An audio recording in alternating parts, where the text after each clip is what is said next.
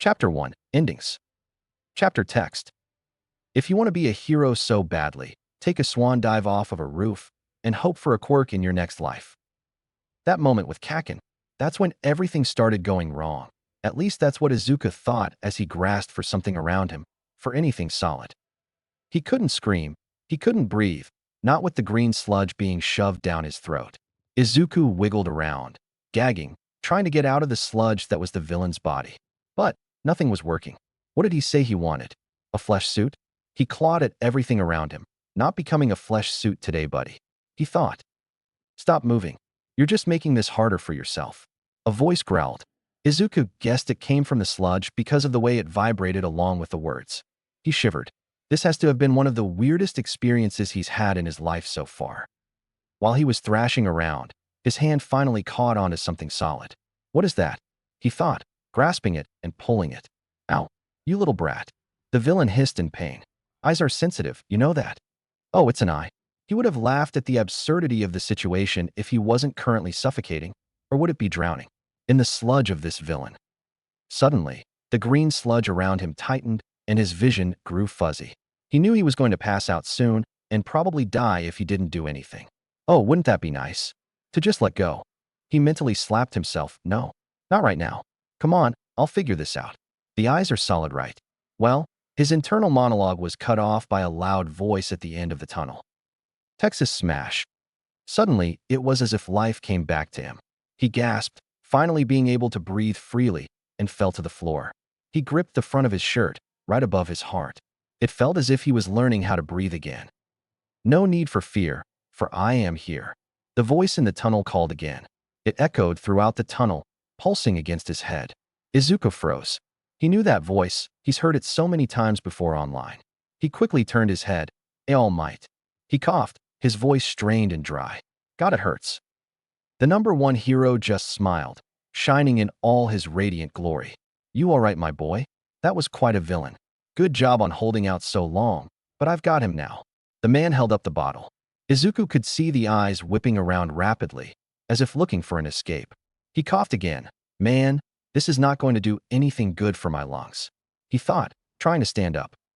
By the way, the hero pointed towards Izuku's notebook on the floor. A page that was previously empty now had All Might in big, somewhat fancy lettering. Oh, that was his signature. I signed your book for you. You look like a fan. His grin seemed to get even bigger, if it even could. Izuku picked up his notebook, awestruck, then turned back to All Might. Thank you. He smiled softly. Well, I must be on my way. All Might turned away from the boy. Wait, he called, running up to the man. I have a question. Without giving a response, All Might leaped into the air. Izuku, stupidly, grabbed onto his pant leg and was dragged along with him. The wind blew harshly against his face as he held on to All Might and his notebook for dear life. My boy, what are you doing? Please let go. All Might shouted over the wind, his brow furrowed. I can't. He gasped, his lungs stinging. If I let go, I would die. Good point. Hang on a second. Let me land. And with that, All Might carefully descended onto the roof of a rather tall building. Izuku let go of his pant leg and tumbled a bit, trying to regain his footing. Now, what was so important that you had to put yourself in danger? All Might turned to face him from his spot by the railing. Izuku looked down. Man, I really messed this up. I met my idol for the first time, and now I'm just being a burden. He took a deep breath. Well, I've been quirkless my whole life, you see. But it has been my dream to be a hero. Do you think I could still become a hero, even though I'm quirkless? He asked, his eyes watering. Hang on. That's not normal tears this time. He blinked through the sudden smoke swirling all around, and looked up. Is this some kind of joke? Izuku asked faintly, blinking rapidly as if to see if this was all real. What he saw in front of him was a man, who looked more of a skeleton than a man, with grimy blonde hair and a sunken face. He could barely see his eyes from where he was standing. But he had the same clothes and hair color as All Might. So who was this? No, my boy, this is not a joke. I'm still All Might. The man tried to do his signature smile, but it came out strained and looked like it didn't fit the proportions of his face. Izuku grimaced. Sorry. All Might put a hand behind his head, awkwardly chuckling. Well, since you've seen me in my weakened form. Even from this distance, Izuku could see his eye twitch. I suppose I owe you an explanation. About 5 years ago, I was in a rather harsh fight with my greatest enemy. He could see the gears turning in Izuku's head. You're not going to know who it was. There wasn't any news coverage. All Might basically waved him off. He then grabbed the hem of his shirt and lifted it up, showing Izuku what looked like a gaping hole. Well, not really a hole, but close enough. There is no way he could have survived with that. He thought, mouth hanging open. That's got to do a lot of internal damage. The villain I was fighting caused this, All Might said, motioning to the injury. It damaged and destroyed many of my internal organs in the process. Now, I can only be All Might for a limited amount of time. The man coughed, blood spewing everywhere. He wiped off his lip with his wrist. But no, I don't think you can become a hero without a quirk. You've seen what happened to me, and I'm All Might. It is far too dangerous for someone like you. You would just be a burden to those you are working with. All Might turned and looked back over the railing. If you really want to help people, you could be a police officer or maybe a doctor. Those would be much safer. Izuku could barely process All Might leaving through the static in his head. You would just be a burden. That's what he said. That's what they all say. He could barely register himself walking over to the railing and leaning on it. Hey, what if I just take your advice, Kakin? I seem to only be a burden on everyone around me. He would have laughed if he wasn't feeling so numb. He set down his backpack, which he miraculously still had on, and slowly slipped off his shoes. He stepped over the railing. Izuku looked at the ground below him. Well, I guess this is goodbye. Mom, you won't have to work so hard to take care of me anymore. Hopefully I get a quirk in my next life and finally become someone useful. It was only at that moment when he realized that he was crying. The steady flow of tears dripped down his face. And with that, he took a step. The impact with the ground was quick and painless, but what came after couldn't be said the same. He couldn't tell how long it had been. It felt like an eternity and a second at the same time. It's like he could feel nothing and everything all at once. Suddenly, there was a flash of light, and he could feel everything coming back to him. His heartbeat, his breathing, and everything else starting all at once. Everything hurts. Izuku slowly opened his eyes, groaning at the bright light from the sun. He pushed his upper body off of the concrete, but immediately gripped his head after he sat fully up. God, what happened? Everything is sore, and I'm so dizzy, he thought. Once his head cleared, he looked around. He could see what looked like a blood stain on the sidewalk around him. It was still fairly wet. He looked at himself, not seeing any major injuries, but still seeing blood stains nonetheless. I died, I can tell that much. But then how am I still here? He opened and closed his hand a few times, itching to write this in his notebook. He quickly stood up, leaning against the wall of the building as he was feeling lightheaded. Then, grunting as he went to the side of the building to find a fire escape and climb up. If this is a used building, I don't want to bother people, he thought as he reached the roof. Once up there, he realized that the roof didn't even have a way down other than the fire escape, which he had to take creative liberties to actually get to the roof. So he left me on a roof with no other way down, he grumbled, making his way over to his backpack and notebook.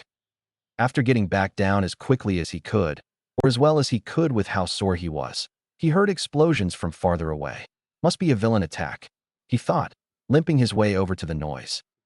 Once he arrived, Izuku noticed many things. Firstly, the same green sludge villain that caught him earlier. Secondly, the person that the sludge villain was trying to take, albeit a very familiar person. And thirdly, all the heroes on the opposite side of the tape than the villain. Izuku rushed over to the tape, growing increasingly more panicked. What are you doing? Why aren't you helping him? He shrieked at the nearest hero, who happened to be Kimui Woods. We can't. Our quirks aren't suited for this situation, the wood hero said, motioning to himself and the other heroes around him. We're waiting for backup. Izuku stopped himself before he said anything that would either get him in trouble or that he would regret later on. He turned towards the explosions, the very familiar explosions, as they increased in size. These weren't from the sludge villain. No, these were from the person he was holding captive. Izuku could see the blonde hair that belonged to his once friend Bakugo Katsuki, his face seemingly in pain and terrified. Without really thinking, Izuku ducked under the police tape and rushed over to the villain. He could hear the yelling behind him, but he ignored it, looking for anything that could help him. He spotted a lone pipe in the middle of the rubble, and he snatched it, sprinting towards the villain. He lifted the pipe above his head and speared it right through the eye of the sludge. Ow, not again, the villain shrieked, as Izuku grabbed onto Bakugo. When did I start calling him Bakugo? He asked himself, pulling as hard as he could on the blonde. Nope, not the time to be thinking about that. The two of them stumbled as the sludge villain seemed to realize that the kid was not there anymore. But before they could do anything, the two of them are pulled to the side, and there is only one thing anyone can hear at that moment. Detroit smash. The sludge exploded and is everywhere. All Might turns to look towards the two kids. You two are fine now. He flashed his signature grin. I am here. And he takes them over to the paramedics who were behind the police tape. The doctors check them over as the heroes come up to chastise Izuku. Izuku just looks down at the ground, frowning. Bakugo doesn't say anything to him. If anything, he isn't even making eye contact. For Izuku, this is weird. He figured the blonde would cuss him out or scream at him for making him seem weak, but he didn't get any of them. Granted, he didn't get a thanks either, but he wasn't expecting one, not from Bakugo. After the paramedics are done fussing over him, Izuku finally starts to make his way home. But he ends up being stopped by the skeleton version of All Might. Izuku frowns as the man makes his way over. You shouldn't have done that. The man says, blood dripping down his chin. The heroes had it under control. That only seemed to infuriate Izuku. They weren't doing anything. He hissed. Bakugo would have died if I hadn't done something. All Might just sighed heavily, his brow furrowed. My boy, you could have done more damage to your friend. He could have died because you stepped in. Hell, you could have died. The heroes had it under control. All Might sighed and pinched the bridge of his nose. I said this earlier. It's too dangerous for someone like you. He looked back up at Izuku, who had his mouth gaping open, clearly offended. He crouched down, hand on the boy's shoulder as he looked him in the eyes. Then he said something that would have shattered Izuku's whole world if he hadn't already said it earlier. You can't be a hero. Chapter 2, Beginnings. Yeah, screw that All Might. Izuku thought as he passed a street light, eyes locked to the ground and kicking a pebble around. Maybe I'll become a hero just to spite you. He chuckled. It's not like I have anything else to do. I can't even die. He stopped in his tracks. Hang on. I can't die, can I? What? Did I finally get a quirk after all this time? He threw his head back and laughed. What a joke, he said after calming down. When looking around, he saw some people on the opposing sidewalk giving him a funny look. He quickly looked away, embarrassed. He stuffed his hands in his pockets and made his way home hastily so as to not gain any more unnecessary attention. When he arrived at his house, he dug his key out of his backpack. Good thing I didn't lose this, he mumbled, quietly slipping off his shoes as he entered the home. The lights were still off, shadows building in the corners of the living room. The only thing giving him any sort of sight was the overhead oven light that was often left on. Guess Mom isn't home yet, he said to himself as he set his bag on the kitchen counter and he beelined directly to the fridge. He opened the fridge, the bright light contrasting the darkness of the room. He strained his eyes as he looked around. Nothing much. I should probably go shopping soon, he thought, shoving around some old takeout containers. His searching evidently fruitless, he closed the fridge door and grabbed his bag before heading to his room. He dropped his backpack on the floor and flopped onto his bed, staring at the ceiling. What if I did have a quirk that just brings me back from the dead? He murmured. Am I practically immortal? What a way to give someone with a death wish a god complex. He rolled over, looking at his desk which held his laptop that he got a few years ago for his birthday. Well, what am I supposed to do now? I can't die and I can't become a hero. He sat up, wincing as he was still a bit sore. But I still want to help people. He got to his feet and opened his laptop, slumping into his very uncomfortable chair. He brought up his browser and started looking for things. What to do if I can't be a pro hero, but I still want to help people? What do I do if I don't have a quirk suited for heroics? Izuku scratched his head. A lot of the answers he was getting were around what All Might said earlier. Stuff like being a police officer or a doctor. Izuku knew that the police force wouldn't let someone like him join, and he doesn't have his mother's skill or enthusiasm for medical stuff. But when Izuku was finally about to log off, he found something new. Why don't you just become a vigilante? He froze. A vigilante, huh? Like Crawler and Pop Step? He thought, bringing up a new tab. A vigilante is someone who uses their quirk for hero work without a pro-hero license. Many of those who fall to vigilantism are arrested. Only an odd few have actually gotten their hero licenses. Depending on the situation, some may qualify for the Vigilante Reformation program. Izuku chuckled. This could be fun, he thought. I could save people and potentially test my new quirk. He got up and searched his closet, pulling out all he needed. That included a very baggy green hoodie, some old grass-stained jeans, and a mask to cover at least some of his face. And with that, he was off. Izuku was strolling down the dark street when he heard a shrill, panicked scream. He paused, trying to determine where it came from when the person screamed again. This time, he quickly followed the sound. He stopped right before the alleyway, not wanting to stumble into something that could be dangerous. He quietly stepped up to the edge, peeking around the corner. There was a woman being cornered, her face pale and eyes wide. The man blocking her exit was large, almost abnormally so. I could probably call the police, but it looks like she doesn't have the time for that, Izuku thought, spotting what seemed to be a knife in the man's grip. So I guess that leaves me. His eyes scanned the rest of the alley, looking for something to use to his advantage. He eventually spotted a long, shiny object on the ground. A pipe, similar to the pipe he used on the sludge villain earlier. Shoving down his anxiety, he darted forward. Izuku grabbed the pipe, the metal feeling slippery in his hand. Not wanting to waste any time, he scrambled up to the man and smacked him in the back of the head with the pipe. Needless to say, it didn't do too much. The man, about twice his size, turned around with a grunt. "Oh shit," Izuku mumbled as the man loomed over him. He held up the pipe as you would a baseball bat. You want to go?" He stammered, stumbling back as the man advanced. The man lunged, a growl escaping his throat. The knife nicked his arm as Izuku barely got away, heaving. He took a second to catch his breath. Was that a growl? The boy wheezed, though it came out as more of a hiss as he darted away. No words? Just growls? Who just growls? Izuku said, somewhat hysterical as the man lunged again, knife in direct view this time. "You think you're smart, boy?" The man growled, missing Izuku by a whisker. His voice was deep and gruff. "I could have made bank, but you got in the way." His figure seemed to only get larger as he stepped forward, trying to limit any movement the tween could make. He swiped again with his knife, putting the whole weight of his body into it. Izuku let out a startled noise as he scrambled out of the way, his small size making it easier to duck. Yikes, he thought, watching as the man tumbled by the empty space and ran himself into the wall. Izuku spotted an opportunity and took it, getting behind the large criminal. He lined up his shot, swinging the pole as hard as he could into the back of the man's head before he could regain his balance. His strike had enough momentum to harshly push the man's head back into the brick wall of the alley, knocking him out. Izuku let out a sigh of relief, breathing heavily as the adrenaline pulsed through his veins. He stumbled back a few steps till he ran into the cool bricks of the opposing wall. He was about to pull off his mask when he heard a small whimper from the other end of the alleyway. He startled and got back into a fighting position before he noticed the woman. She had slumped down at some point and her face was soaked with tears. Her hair moved around her like water, assuming that her hair was water. "Sorry about that." Izuku sighed, letting his guard down. "You, okay?" he asked, voice suddenly moving up an octave. She nodded, wiping the tears from her face as she tried to push herself up. Weird question. Do you have any zip ties? Or rope? Or ribbon?" Izuku asked. "Or really just anything? I don't want him to get away if he wakes up." He motioned towards the unconscious man on the ground. No.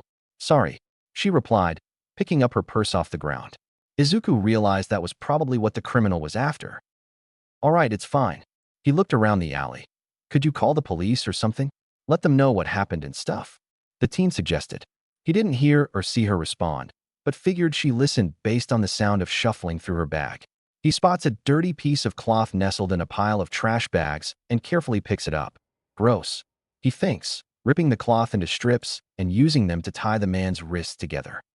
He double-checked that he was breathing. He didn't need the trauma of having accidentally killed someone tonight. The man was breathing heavily and slowly, as if in a deep sleep, a trail of drool dripping from his mouth. He turned from the man with a grimace, watching as the woman was talking on the phone with who he assumed was the police. She looked fine overall, just shaken. While she was distracted, he managed to slip away and out of the alley, not wanting to be caught at the scene when police arrived. Izuku managed to limp his way home. He had a hand covering the cut on his arm, his whole body still sore from the day before. He really hoped that the woman would be all right. She still looked shaken when he left. He also hoped the police had taken the man into custody and had someone with more medical experience than him check over the water woman. The streets were mainly quiet and empty while he walked. It almost felt eerie. Izuku quickly looked over his shoulder, a looming fear that he was being followed. All that resided behind him was the empty street, the slight light from the street lamps giving him some reprise. He managed to make it home without much trouble, only struggling to get up the fire escape because of the deep aching through his body. He opened his window, glad he hadn't locked it when he left, and crept into his room. He stood in the middle of the room for a second, listening for any noise. Hearing nothing but the sounds of the house, he figured that his mom was still at work. He pulled off the hoodie to see the damage done. There was a cut in the fabric and blood around the edges, nothing he couldn't fix. He set the hoodie on his bed, though being careful to make sure he didn't get the blood anywhere else. He then walked out of his room and to the bathroom, pulling the first aid kit from under the sink. It's a good thing I use this a lot, he thought, sorting through the case to find what he needed. He pulled out some antiseptic cream and bandages and set them to the side. He grabbed a washcloth from the basin and ran through it with cold water and held it against the wound, cleaning now dry blood. Izuku winced, setting the washcloth aside. He took the antiseptic cream and spread it around the wound, hissing in pain. He took the bandage roll and wrapped it around the cut. Once he was sure it was secure, he started cleaning up the bathroom. Packing up the first aid kit, he realized he was low on his bandages. Guess I'll need to get more, he sighed, especially if this is something I'm going to continue doing. Closing the box, he stuffed it back in the space under the sink. He washed the blood from the washcloth, cringing as it still had a pink tint in it. He looked over the bathroom again, making sure nothing looked out of place, and walked to his room. Once in his room, he quickly started changing out of his vigilante clothes, as he dubbed them for now. He got into his nightwear and fell onto his bed, letting out a sigh of relief as the tension in his muscles lessened. His soft curls settled as he quickly fell asleep. Izuku awoke to the sound of his alarm. The shrill beeping from his phone gave him a headache. He groaned, rolling to the side and shutting off the alarm. He pushed himself up from his bed, feeling as if he was sinking into his mattress. He winced as he stood up, the strain on his legs almost making him fall. I didn't think I would be this sore, he thought to himself. It's probably from all the exercise and the injury. Speaking of the injury, the cut on his arm twinged slightly. And my attempt. Thinking of that, he felt an everlong chill within his body. He somehow managed to push that to the edges of his mind, but given everything else that happened, it made sense. He quickly changed into his school uniform. Even the change in clothes couldn't warm him up, walking to the bathroom before he fully buttoned up the shirt. Izuku pulled his arm out of the sleeve and checked the wound on his arm. Some blood had seeped through the bandage, so Izuku removed it and pulled out the first aid kit again. He washed the wound again, then wrapped the bandage around his arm. Yikes, I'm really low on this, he said to himself as he prodded through the kit. He put the red bag back under the sink and covered himself with his uniform shirt. He walked to the kitchen while buttoning his uniform. The kitchen was empty, as expected. His mother was at work, as usual. Even though he expected it, it still hurt that he was left alone most of the time. Looking through the pantry, he grabbed a granola bar, then grabbed his backpack and pulled on his shoes before heading out the door to walk to school. School was as normal as school goes. Well, normal for a quirkless kid, that is. Or, formerly quirkless. He starts his day with being pushed around by his classmates. They would shove into him, try to trip him, or take his things. Later in the day, he would be pushed against lockers, ignored by teachers, and possibly even punched before he could walk home from school. That was the average day, and why couldn't today just be average? Izuku's body still ached from the day prior. He could still feel pains and chills in his chest from his death the day before, and he was still sore from all the running he did last night. Whenever someone would ram into him or push him, he would wince. This only seemed to egg the others on, noticing he was already weak. The perfect punching bag. Then came the teasing. Teasing was normal, somewhat, but today was different. Izuku was constantly belittled from his stunt the day before. Many of his classmates claimed he was doing it for the attention, or that it was his heroic way of suicide. Some stated they wished he had died in the attack. The irony of that, Izuku had thought about those comments. The most unusual thing about the day, though, was Bakuga's silence. Sure, he made some comments here and there, but for the most part he avoided Izuku and refused to make any sort of eye contact. Izuku thought this was weird. Bakuga was normally one of the frontrunners when it came to teasing and bullying, so it was extremely out of character when he would barely say anything to him.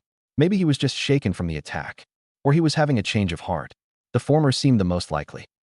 At the end of the school day, he was cornered behind the building. Tsubasa blocked the alley off with his wings, creating a shadow upon the smaller kid. Izuku was already in pain.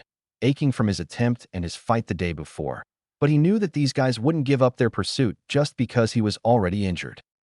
One of the two front runners, a boy with extremely sharp teeth, advanced on Izuku. His figure loomed over the tween as Izuku bumped against the cold wall behind him. Hey, you don't need to do this, you know? He stammered, internally wincing from just how he sounded. Huh, you hear this guy, Yuma? The shark-toothed boy laughed, throwing his head back to the other kid. The other kid, Yuma, cackled, his long fingers closing around themselves. He cut himself off, breathless. He thinks he can tell us what to do. He clutched his stomach, still wheezing out laughs as he looked at the shark kid. He's got nothing against us, Kenji, he replied, straightening himself out. Yuma prowled closer, eyeing Izuku like a wolf hunting a rabbit. As he and Kenji stood before him, trapping him in the depth of this alley, Yuma turned his head. You think we should teach him a lesson, Bakugo? He called out to the blonde, who was still standing behind Tsubasa. Bakugo stared for a second before averting his gaze, a deep frown on his face.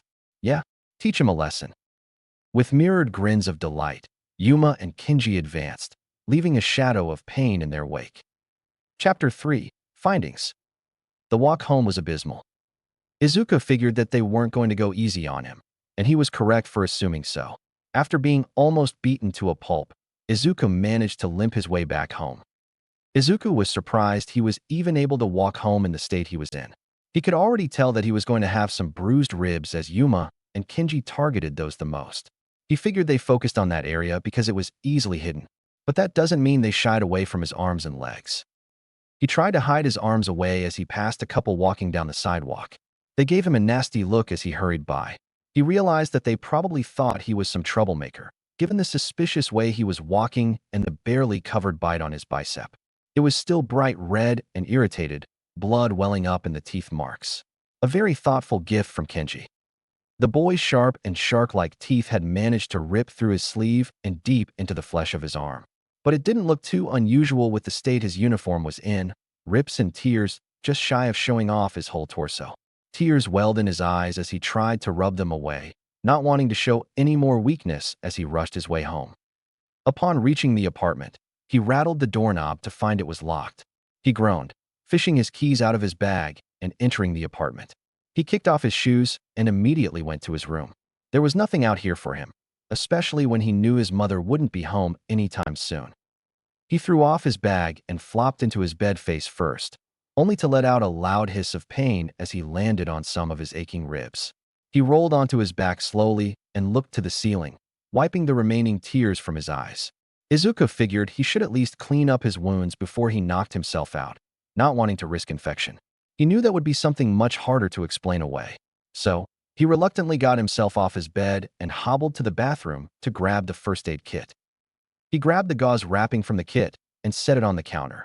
He quickly grabbed the washcloth next to the sink and rinsed it before pressing it up against the bite wound.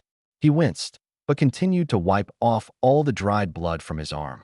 Once done, he dried it off and grabbed the gauze, walking off with it to his bedroom. Izuku sat down at his desk and pulled off his shirt. Wrapping the gauze tightly around his bicep, he sighed. This was one he would have to check often.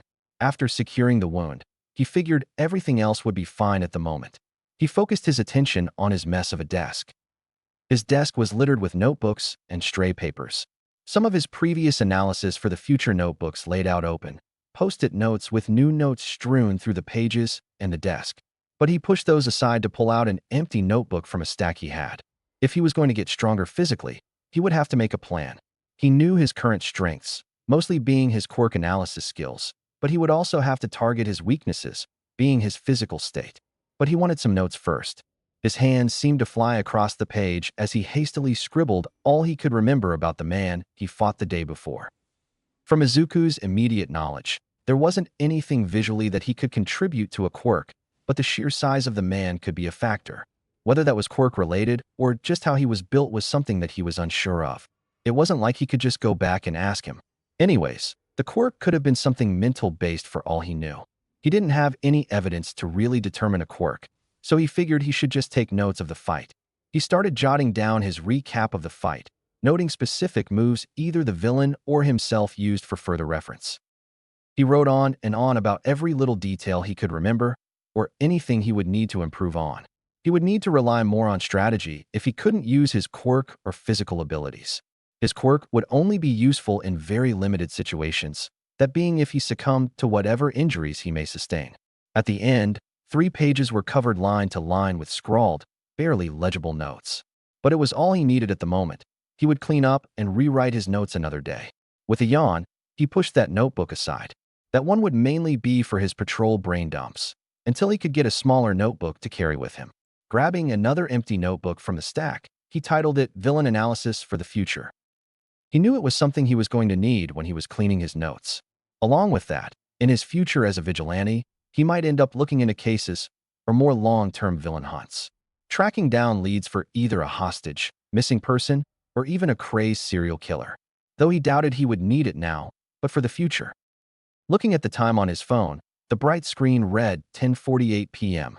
He stifled a yawn as he pushed himself away from the desk, letting himself get up with a wince. It was something he could continue another day, but at the moment, he needed sleep. His body still ached from school earlier that day, and whatever had affected him the day before had not subsided. He stumbled his way back to his bed, not bothering to fully change out of his clothes. He fell onto his mattress with a huff. He was out like a light as soon as his head hit the pillow.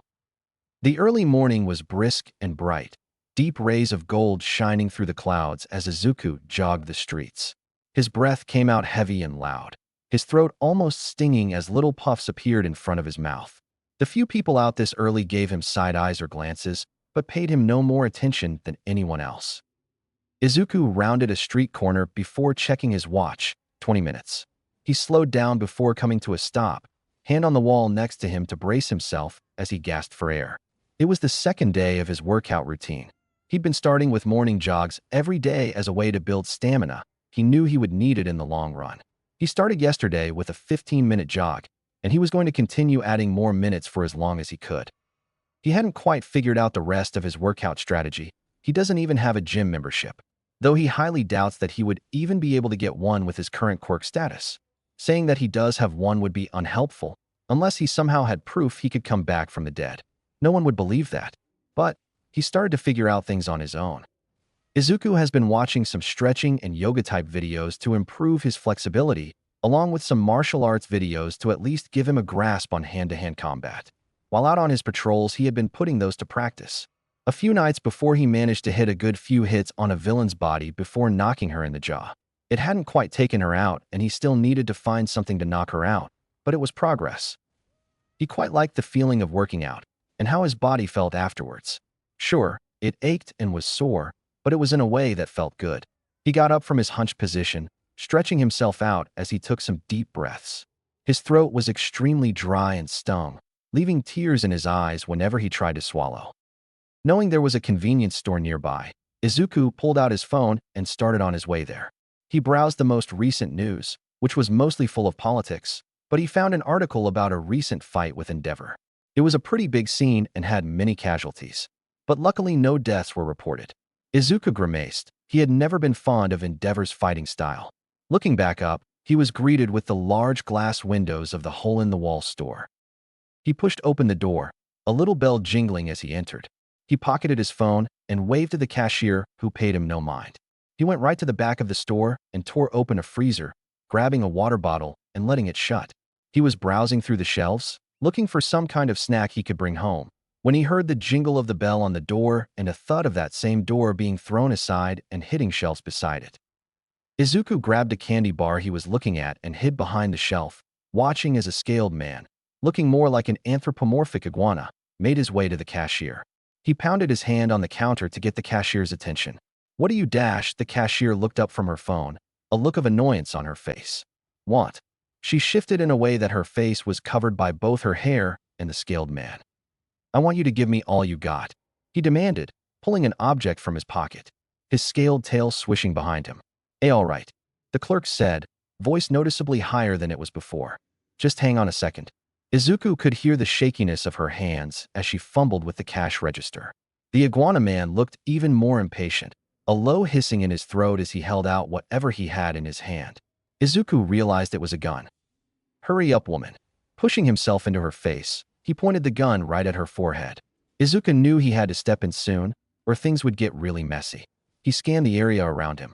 There were plenty of hard bottles in the coolers that he could see, but he didn't know how well they would work without breaking. But what he did spot was some cans of soup. He pocketed his candy bar and scurried across the floor, trying to keep quiet so as to not garner attention to himself. In the aisle over, he grabbed as many cans as he could without dropping them, the amount being 4. He tried to grab another, but it slipped out of his hand and hit the floor with a loud thud, definitely loud enough to carry through the store. Izuku froze. The store had gone silent, the only sound being his own breathing and the electricity of the coolers. Is there someone else in here? Izuku pushed himself against the racks of food, trying to keep his breathing steady. He could hear a slight slither and scrape of the scaled tail being dragged across the floor. The hissing of the iguana man drawing closer. He braced himself. He wanted to run, but he didn't have a choice. He was being hunted. The rounded snout of the man peeked around the corner, his throat still making a guttural hissing sound. Izuku shakily raised a hand holding a can, staying as still as he could manage before he thrust it down with all his might. The villain let out a roar, clutching his snout. Izuku took the chance to dart out of the aisle and reach the counter. "Call the police," he said in a rushed whisper to the woman behind the counter. She nodded quickly, face pale, and grabbed her phone. The lizard man finally came around the corner, blood dripping from his nostrils. "You're done for, kid," he growled, raising his gun towards the two of them. But once he saw the cashier on the phone, he aimed towards her and readied his shot. "Duck!"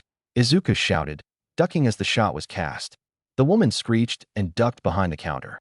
There were some hushed and frantic rambles behind the counter, and Izuku hoped it was because she was on the phone. "You damn brat," he hissed, loading his gun again and aiming for Izuku. As the shot was taken, Izuku launched himself to the side, toppling over as the bullet scraped his leg. He hissed in pain, dropping his cans as he cradled his leg. It tore through his pants, but only scraped his leg. It wouldn't leave any lasting damage. He crawled back to his cans rolling on the floor, grabbing one and hiding around the corner, waiting for the scaled man to come back around. As he crept to the front of the store, readying a shot behind the counter, Izuku jumped out behind him and knocked him in the back of the head with the can. The lizard man hissed, covering his head in pain. Izuku took this chance to hit him again, now trying to weaken his hands and take the gun. With a loud crack, Izuku beat the man's hand, and he howled in pain. The gun clattered to the floor, and Izuku reached down for it, grabbing it and standing back. He was huffing and out of breath, pointing the gun at the humanoid iguana as adrenaline racked through his body. "Not so tough now, huh?" Izuku huffed, eyes wide as the man turned back towards him. Blood still dripping from his nostrils and cradling his hand, the man had a wild look in his eyes, body radiating fury. He took a step forward as the doors to the store swung open. "Freeze! Stay where you are!" A shout came from the door as two sets of footsteps came from the doorway, who Izuku hoped were cops.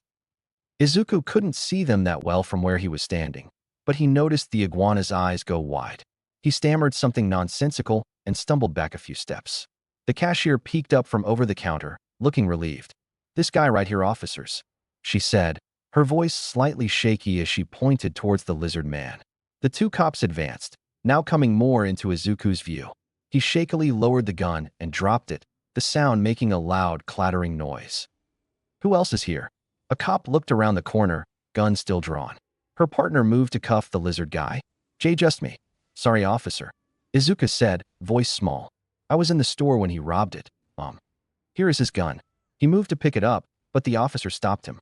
"I've got a kid." She reached down to pick it up and put it in a bag she had.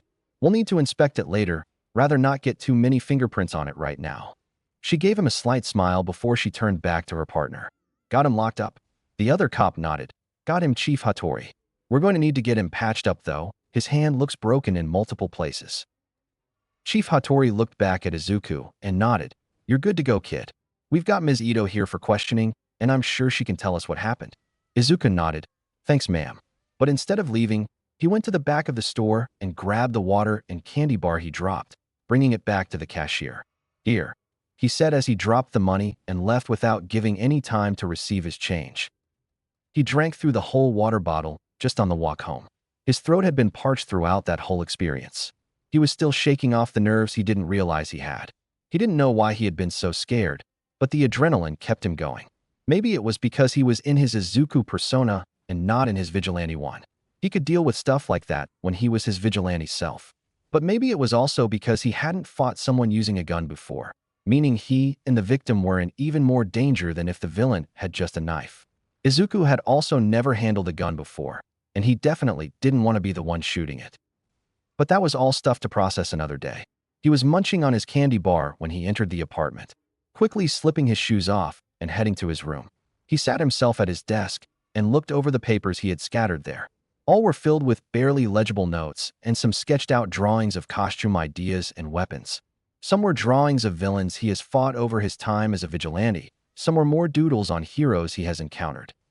He pulled over his pages on weapon ideas, one of his main ones being some sort of collapsible or expandable bow staff, something that he could always have on him, so he didn't need to use whatever he could manage to find. Possibly he could use a two-piece one, making it so he could use them as batons if needed. He felt he should also have something to tie up people with, possibly some rope or zip ties. He wrote down some notes as he thought, going over ideas in his head. I would need a place to get resources if this is going to work, he mumbled to himself. But I don't have much money to buy supplies, and don't quite know how to build these kinds of things. He continued, biting the eraser of his pencil as he stopped. I can go look around though. Maybe I'll just find what I need lying around. And that he did. He was listening to a Hero Watch podcast while he walked, stopping at the stairs down to what was supposed to be a beach. Instead, it looked more of a dump. Takoba Municipal Beach, the sign beside him read. He gaped just at the look of the place. Broken appliances, scrap, furniture, and trash littered the whole beach. He could barely see any of the actual sand, let alone the line where the water met the beach. This place was just what he needed. He stuffed his phone in his pocket, earbuds still lodged into his ears, and he made his way down the stairs and into the mess. When he started digging through it, he realized that he should have brought gloves. But, stuff to keep in mind for another day. He pushed aside some random junk and made his way through the piles. He stopped in one spot and dug around a bit, pulling out some scrap sheets of metal and springs. These were things he could use, and there was probably more he could find if he tried. He put the springs in his pocket and stuffed the sheets under his arm and shoved his way back through the trail he dug himself. Another thing to bring next time, a bag. Maybe also a garbage bag. He could probably find some really interesting stuff in here, but it's covered by junk. This would be a good spot to train, he thought to himself, going up the stairs and going back to his apartment. It'll be a good way to gain muscle if I can clean up this place. I can even tinker with some things out here. That train of thought added a little pep to his step. The things he could collect would be able to help him make his new equipment once he figures out how to make it. Going on his nightly rounds, Izuku was perched atop a building, snacking on some granola bar he brought with him. There had only been small, petty crimes tonight, so nothing much for him to do without someone else already getting involved. He'd spent most of the night writing notes in a small pocket notebook he finally bought. Mostly just Quirk notes, or possibly fighting techniques and tips, things he could pass time with. Hearing the sudden screams coming from a few blocks away, Izuku leapt into action, throwing himself down the fire escape and onto the sidewalk, sprinting until he stumbled upon the crowds of people running from a street full of fire. At first, he couldn't quite tell what had caused it, the people surrounding him in a frenzied panic as another large burst of fire appeared from behind the wall of flames blocking him from the main scene. He pushed his way through the crowd, moving like he was trying to walk upstream. There was a loud blast off to his side as an office building burst into flames. More screams erupted from the crowd, people now pushing each other to get by. Izuku almost fell over from the force of it all. Stabilizing himself, he looked around frantically, finally finding the source of the fire. She was an average height and had long, black hair. She looked fairly normal, but she had a wild look in her eyes, her pupils almost cat-like, and had red scales littering her body. She seemed to glow within the fire's light.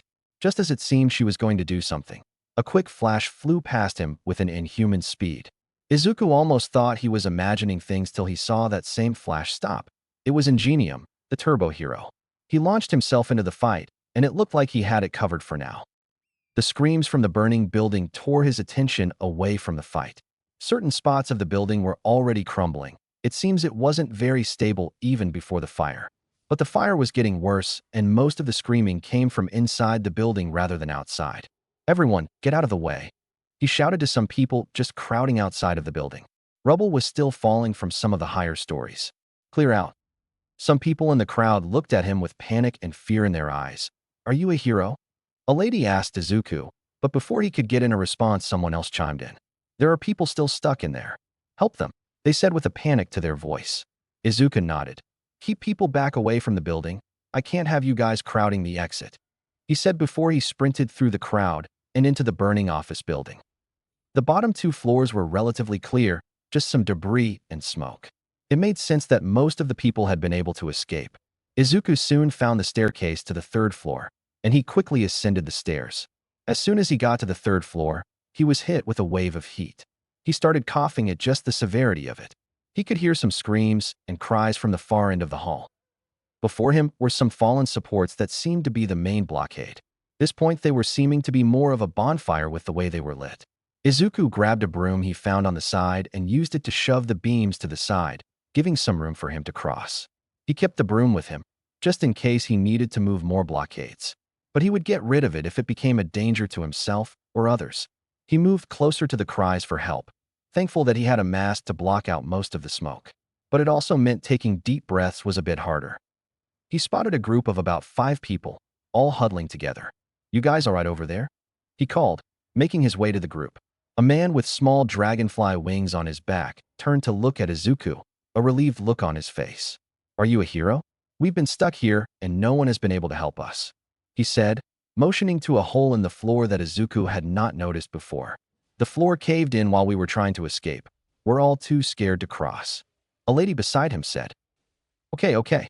I'll see what I can do, Izuku said, looking for something to use to put across the hole. He found a somewhat stable-looking wood plank, but figured it wouldn't be soon. He grabbed it. Here, he started, setting it across the hole. I'll help you guys over.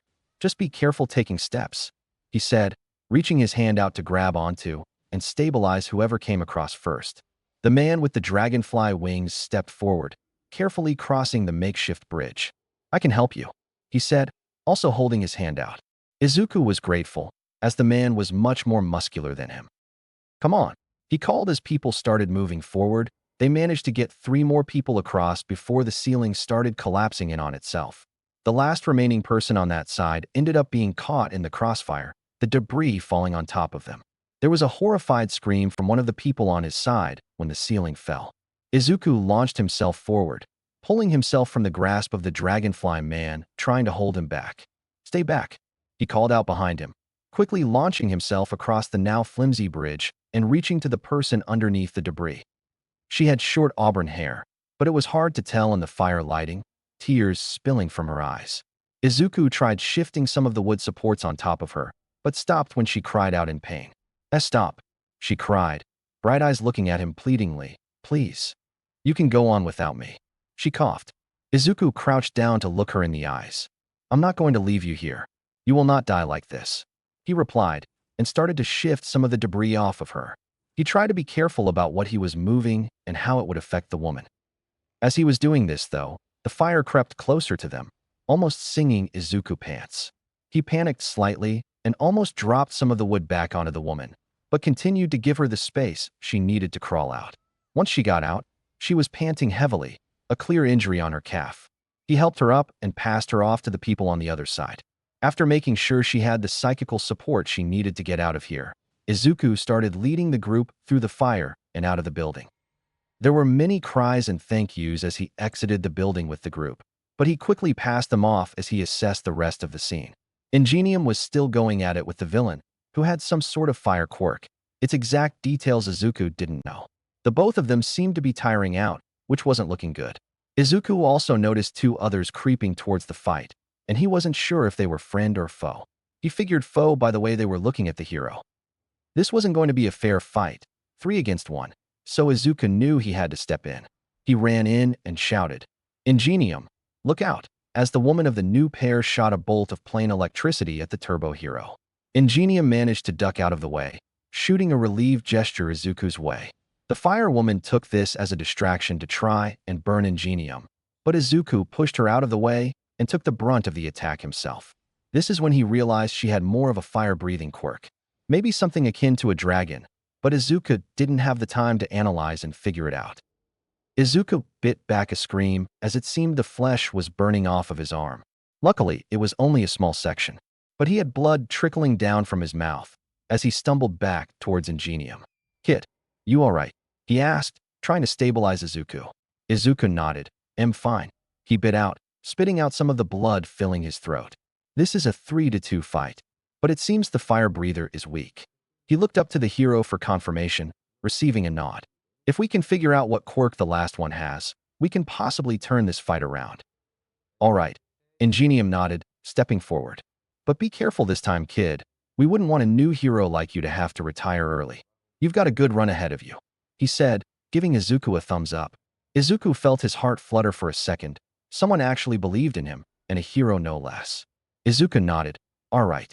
Anyways, you see what you can do to the fire lady. You've got the armor. And I'll tackle the lightning one over here while we figure him out, he said, pointing to the final guy. Not much of his appearance gave way to a quirk.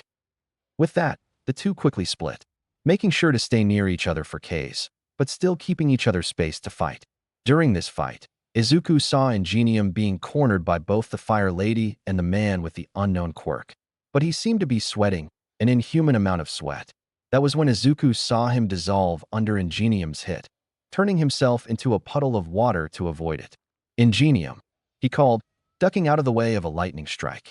The turbo hero turned, avoiding some hits, and ran to Izuku's side. What is it? He asked, worry lacing his tone. I figured out a way to get rid of the fire lady, he said. If you can get the guy to use his quirk around or on the fire breather, you might be able to extinguish her flames. I'm guessing her quirk might be body heat related, but we'll never know unless we try. Izuku explained, making sure to keep an eye for the villains. Ingenium flashed him a thumbs up, got it, and quickly returned to the fight. He continuously tried landing hits on the water guy, but he kept turning himself into water and dodging. But while this was happening, he kept leaving residue puddles everywhere. Ingenium was also pushing him towards the fire breather, letting him reach his goal. The shifter turned into water trying to dodge a hit and ran directly into the fire lady, causing her to be soaked. You fool, she screamed, a slight hissing and steam coming from her body. Too infuriated by her colleague, she didn't notice Ingenium landing a pretty heavy kick to her head, knocking her out cold. Izuku, still fighting the electric girl, had grabbed a metal pipe he found on the ground. At first, this may seem stupid, but he had a plan with his portable lightning rod. He kept leading her to all the water puddles, getting her into one of the big ones before weakly trying to jab her with the pole. She grabbed onto it with a wide grin, thinking she had won. But she had only fallen into his trap. As she shot electricity through her hands and into the pole, Izuku let go and let the pole drop, still in her hands. She stood, shocked for a second before realizing her mistake. As the pole dropped into the water, the electricity flowed through it. The puddle became a zapping minefield, with her in the middle of it. She screamed as the electricity flowed through her body and quickly fell unconscious. Izuku just stared. He was glad his plan worked, but he still felt bad about what he had to do to get it. He looked back to find Ingenium standing alone over the tied-up body of the fire breather. He looked over at Izuku. You got her taken care of? He asked, taking off his helmet and greeting Izuku with a smile. Izuku just nodded. I don't have anything to tie her up with, but she should be out for a good while, he said, motioning to the woman in the puddle, the energy of the electricity still flowing through both her and the water. And I wouldn't want to touch her for a bit, he added with a grimace. He looked back at Ingenium. What happened to the water guy? He managed to get away through a drain system. Ingenium replied with a frown. We might be able to get some information about who he is from these two, but we still don't know much. He started leading Izuku to the crowd, which Izuku realized now contained cops, paramedics, and firefighters trying to help the people and keep the fire at bay. Izuku started to get antsy, really not wanting to get caught now of all time. I'm all right, sir, he said to Ingenium, breaking from his grasp and moving away from the scene. You sure? That's a pretty nasty burn you've got there, he said with a frown, motioning to the burn on his arm. Yeah, I'm sure, he said hastily, speeding away from the crowd and to the outskirts. But he was quickly stopped again, this time from someone else. The man had dirty blonde hair and freckles along his face, dragonfly wings still sprouting from his shoulder blades. I just wanted to formally thank you for helping us up there, he said, bowing to Izuku as he stared in shock. It's no biggie. Really, Izuku said, waving him off. But the man only seemed to have more. No, I insist. Here, I have something for you, he said, handing Izuku what seemed to be a business card. It read Dragonfly Industries, Agawa Yasu. What dash Izuku started before he cut him off. I own a hero equipment company, specializing in body armor and weapons. If there is anything you need, I really owe you one. He said, looking sincere. Izuku almost teared up. Thank you. He replied, looking down at the card. I'll make sure to reach out, but I really have to be going. He quickly said before running off down the street and into an alley. He climbed up a fire escape and watched the rest of the scene from away. The villains remaining seemed to have been taken away, and the paramedics were working with anyone injured. There was a rather plain-looking detective talking with Ingenium and the lady he saved from the rubble. Next to him was someone with a feline quirk who swiveled his head to make some sort of eye contact with Izuku. Izuku startled and hastily headed home after that. After all, he had plenty of notes to take. Chapter 4, Darkness. Thank you for helping me out with these records, Aizawa. It would have taken so much longer on my own. Aizawa Shoyuta thought this was a rather boring way to spend his weekend. He had come in to do some of his own paperwork, bringing in the last criminal of his workday, when he came across the very lonely-looking Tsukachi Naomesa. And now here he sat on a chair across from said detective. He swung his legs to lounge on the desk, only grunting in response to Tsukachi's comment. We had a lot more records piling up after yesterday's events. The detective continued, brushing past Shuta's uninterest. There was a rather large attack with some villains last night. Had a lot of casualties, as she set one of the buildings on fire. A lot more casualty and villain reports came in today, which makes sense considering the attack last night. The detective continued, brushing past Shuta's uninterest. And on top of that, all the records we still have to sort through from the past few weeks. They seem to be piling up lately. Shoyuta raised his head, looking at Tsukachi with a questioning glint in his eyes. What happened last night? I didn't hear much commotion on my patrol last night, and I figure this was around my area. Tsukachi laughed. Oh, I forgot. It was a couple blocks away from your normal route, so you probably wouldn't have heard anything. A lady with a fire-breathing quirk was running rampage through the Tatakami district, attacking anyone and anything that stood in her way. Someone came in and took care of her, while someone else was taking care of a burning building. Apparently, they had been caught up in there and couldn't escape before someone came to save them. The detective sighed, leaning back into his chair. According to witness accounts, 2 others came in to help her, but they were mostly taken care of before the police arrived. One of the guys managed to get away, but we have people looking into it right now. Shoyuta raised an eyebrow. Who was working last night? We had Tensei out in that area last night, and he was the one who took care of the fire breather. The other one. The detective stopped, face scrunching in confusion. Actually, that was something I needed to talk to you about. Shoyuta stared, raising a brow questionably. Witnesses also account for some new hero, one I haven't heard of before. The description didn't match any of the heroes on that route last night, or any routes for that matter. Now Shoyuta was the one to look confused. Someone you didn't recognize? Did Tensei have anything to say about him? Tsukachi shook his head, looking dismayed. He didn't question it much during the time, but only recounted the strangeness after the battle was done. Apparently, they mostly just helped people away from the scene, and they were the one to evacuate the burning building. The people they saved put them in a really good light, so I hope they won't be much trouble.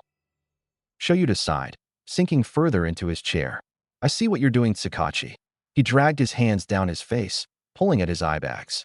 You want me to go investigate this kid, a possible vigilante, as you usually do. Tsukachi chuckled. You got me there, Aizawa. You know I trust you with these cases, especially after what you did with Crawler and Popstep. Shoyuta groaned, spinning the chair in a circle before coming to a stop. Fine. Tsukachi grinned, like a cat who caught the bird. I'll give you all the information I have received so far, which isn't much. It seems they have only been around for the last couple weeks, based on witness reports and weirdly placed criminals. But I think he, seems young, so don't go too hard on him. He finished, holding a folder out to Shoyuta. The hero pushed himself up off the chair, grabbing the folder with a frustrated force. I'll have them done in no time, detective. Shoyuta could have been spending this time at home with his husband and cats, but he did have a job to do. He strayed from his normal patrol route, moving into the Tatakami district, on the lookout for this new vigilante. He knew the normal type, some kid who wanted to play hero for reasons of their own. Shoyuta knew he had to nip it in the bud, because if this kid got way too into it, he would end up dead.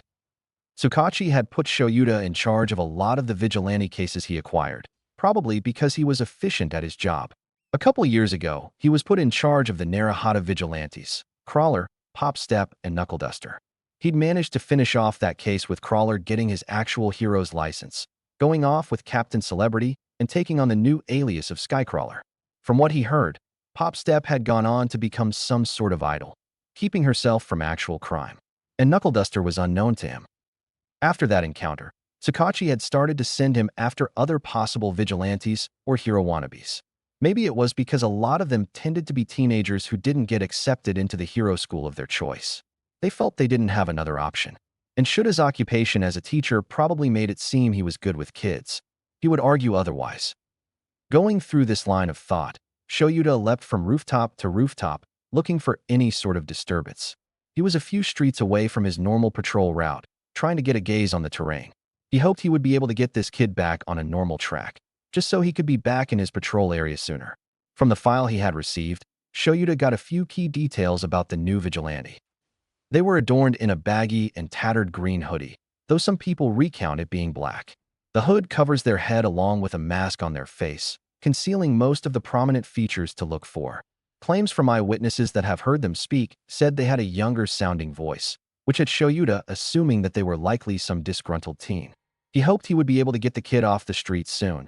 It was dangerous for someone that young without training to be out and roaming around in the wrong areas. It was still dangerous for teens with training. He stopped on one building, dragging his calloused hands down his face, a frustrated groan leaving his body. With how quiet it had been, he was going to be out looking all night without a sign of the kid. The only things he had come across had given him false hopes, leaving him to just petty crimes hiding around corners. But his silent prayers seemed to have been answered as he heard some noise from up ahead. Shouting, kins toppling over, all in that like. Shoyuta pushed himself off the roof, sending himself flying the next few blocks. But when he arrived at the scene, all that was left was some guy knocked unconscious and barely restrained. He jumped down into the alley when he heard the startled cry of someone else left in the dark. He turned his head, blinking owlishly at the terrified-looking man gripping onto his phone. Realizing how he must look, he forced himself to look more approachable, raising his hands for the young man's security. The man lowered the phone away from his more pointed ears. Shoyuta could hear someone on the other line calling to him with worry. He stepped forward cautiously. "I'm a pro hero," he started, pulling out his badge. "I'm not going to do you any harm." Thinking back on it, he winced at the tone of his voice, dull and gruff sounding. Not very reassuring to someone in obvious shock. The man's lip trembled, seeming on the verge of tears before nodding. "Hey, all right. Are you with that, the one that just helped me?" Shoyuta cocked his head to the side, frowning. "Could you describe what they looked like? I'm new to the area and don't know everyone working around in this district," he asked, crouching down before the man. The man paused for a second, eyes repeating looking at all of Shuta's features, before nodding. They were rather small, which is why it was surprising that he was able to take that guy down. He motioned to the man knocked out behind Shoyuta. He had a dark hoodie. It had some holes in it and stuff. Oh, and a mask. I guess I couldn't see his face that well." Shoyuta nodded, pushing himself up. "Thank you." He blanked for a second. "What was your name?" The man looked towards his phone for a second, pushing his dirty blonde hair out of his face. "Mori Akira, sir." Shoyuta nodded again. "The police will probably be here soon. Will you be good on your own?" he asked Mori, helping the man to his feet, being ready to catch him on his unsteady legs. "Why, yes, sir. Thank you." Shoyuta left the conversation and continued on his way. He was on the right track, and he knew it. The kid must have some sort of strength-based quirk to be able to take down that other guy, who seemed to be at least a few inches taller than himself. Shoyuta huffed, letting the wind blow against his face. Some cocky teenager who thought they could do no wrong, he assumed. As he continued launching himself from building to building, he was left to the quiet of his own thoughts, thinking of all the things he would much rather be doing at the moment, like being at home. Hisashi was probably curled up on the couch with one of the cats, watching some documentary while waiting for Shoyuta to get home. He also internally worried that the kid would think he is a threat and start attacking him instead. He didn't have the energy to get into a fight with some misguided kid tonight. He stopped on the roof for a convenience store, trying to get a gauge of where he was and what was around him when he heard another commotion a few streets down. Exactly what he was looking for. Ignoring the startled cries of people below him, he launched himself up onto an apartment complex, and over the roofs of like-minded buildings. He could make out the sounds of fighting, or at least punches being thrown and hitting their target. Some tumbling of footsteps echoed against the walls, like a forgotten dance. He perched on the edge of the building shadowing the alley, wanting to get a glimpse of who he was hunting for. The fighting was fast-paced but sloppy. From the looks of it, it was a grown woman with an assumed knife, Quirk fighting a 12-year-old. The woman lashed out wildly, trying to get any sort of hit in while the kid, his suspected vigilante, kept away from the blows by using his much smaller size. Shoyuta would have stepped in right then, but he was intrigued to see how the fight would end. He could tell the woman was losing speed and vigor, but that could potentially make her more dangerous if cornered. Analyzing the rest of the alley, he spotted a teen girl against the wall, looking for a chance to bolt. Once she noticed that the woman was only focused on the kid, she took her chance, darting from the scene entirely. The other two didn't notice her at all as she fled, and Shoyuta just let her go. No use keeping her there in the moment and ruining his surprise. Turning his focus back to the fight, he could obviously see who was in luck's favor. The kid in the hoodie ducked down and used his legs to sweep her off her feet and onto the hard ground. She let out a pained huff as she hit the floor, but made no move to actually get up. She gave up. The kid stood over her as he reached for his pocket to grab a piece of scrap. Shoyuta balked. What was this kid doing? He flipped the woman onto her stomach and pinned her hands together to tie them with the cloth strip he held. Shoyuta was almost impressed, but he noticed the knot was loose. As the kid stood up, brushing the dust off his hands, he looked around in apparent confusion as to where the girl went. In this stupor, he didn't notice the bound woman using her knife Quirk to free herself from the cloth. As she pushed herself up, Shoyuta struck. He threw out his capture weapon and caught her in it, pulling it tight. Right as she realized she was caught, he jumped down and landed on top of her, knocking her out. The kid's head whipped around, bright green eyes looking startled. Huh, wadash, he stopped, frozen as he stared at Shoyuta. Yuri Racerhead, he stated with awe, seemingly trying to take in the entirety of Shuta's appearance. Shoyuta huffed, hidden amusement and confusion lacing his thoughts. I know my own name, kid. He started. What are you doing out this late? Aren't you a little young to be wandering around alone? He knew exactly why this kid was out, but if the kid panicked, he might fight. The kid froze, eyes wide as if he just realized something. I was just heading home, had some clubs to do. Yeah, got really busy at all my clubs today. The kid threw out multiple excuses, each word he said only making himself look more nervous. But Shoyuta had already caught him, now to get this done quickly. He put his hand up to stop the upcoming ramble. Enough. I already know why you are out here. I've been sent to put a stop to it. He sent a glare at the kid, who looked crestfallen. The squinting of his eyes is how Shoyuta knew he was on the verge of tears. Vigilantism is not something for someone as young as you. He motioned to the whole getup the kid had on. You should be studying for your classes or hanging out with friends, or, God, literally anything else. This is too dangerous for someone inexperienced, let alone illegal. It's not too dangerous. I've been handling myself just fine, the kid said suddenly, but seemed to immediately regret his decision. Shoyuta glowered. Just because you're doing fine now doesn't mean you won't end up dead in the future. His thoughts flashed to a certain cloud-haired boy, a look of proud defiance on his face, but he brushed it off to give his attention to the green-eyed kid in front of him. The kid only seemed to glare in return, a look that didn't quite fit the face. Are you done? The kid asked with a newly added spice of snark. Because I have places to be, like going home? Where I should be. He tried to push his way past Shoyuta, only to get blocked by said man. You're not going anywhere just yet. I need to take you down to the station. He leaned over to get to eye level with the boy, searching the return glare for any source of reasoning.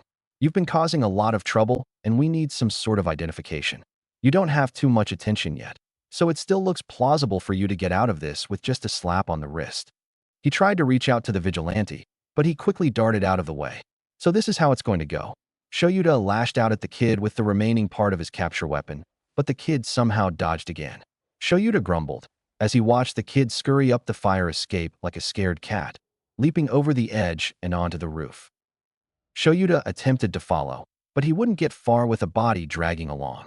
So for once, he let the kid go. He was sure to find him again soon. But he does have to take this to Tsukachi now. He sighed, practically dragging the woman down the street as he made his way back to the station. So, you found him. The hopeful voice of Detective Tsukachi perked up from behind the desk as Shoyuta entered his office. "Yup, found him all right," he said, falling into the seat across from the detective. Sukachi gave him an expectant look, but Shoyuta shook his head. "I let him go." Sukachi balked, which caused Shoyuta to hide a grin from behind his capture weapon. You let him what?" He blinked a few times before narrowing his eyes at the hero, as if trying to find one small imperfection to give away he was a fraud. Luckily for Shoyuta, he wouldn't find one there. "He's just a kid, an annoying one at that," he grumbled. "And I had to bring that woman here, couldn't drag her body around on a manhunt. I know I'll find him again." Sukachi leaned back in his chair with a sigh, sounding as though he just lost years off his lifespan. All right. I trust you with that," he said, pinching the bridge of his nose. "Just be careful, Aizawa. I know you tend to take in strays, and especially with your teacher position. I wouldn't want, and I'm sure Yamada wouldn't want either, to see you lose yourself over a kid you couldn't save." The detective leaned over the desk and gave Shoyuta a hard stare. Shoyuta wouldn't admit that he was right. While his husband had made jokes about it before, first being the cats they took into the students he got fond of, he knew Hisashi wouldn't want to see him hurt from it. Him and his godforsaken savior complex. He glared at Sukachi for a long moment before admitting defeat with a sigh, breaking eye contact. I know not to get attached." He pushed himself up from the chair as Sukachi started to say something, cutting him off. "I should be heading back before Hisashi starts to worry. I'll keep you updated on the case," he said, waving off the man and exiting the room.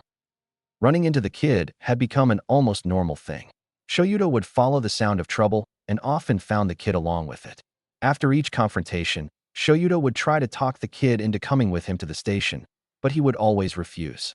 He would always go on about it to Hisashi and the cats whenever he got home, and if his husband wasn't already in bed. Hisashi would always tell him to relax and not get so worked up over it. He was bound to stop eventually. But eventually was starting to take weeks. And Shoyuta was getting worried. The first cause of concern, other than the obvious, was the outfit the kid wore. Just some baggy jeans and a hoodie, no sign of any sort of bodily protection.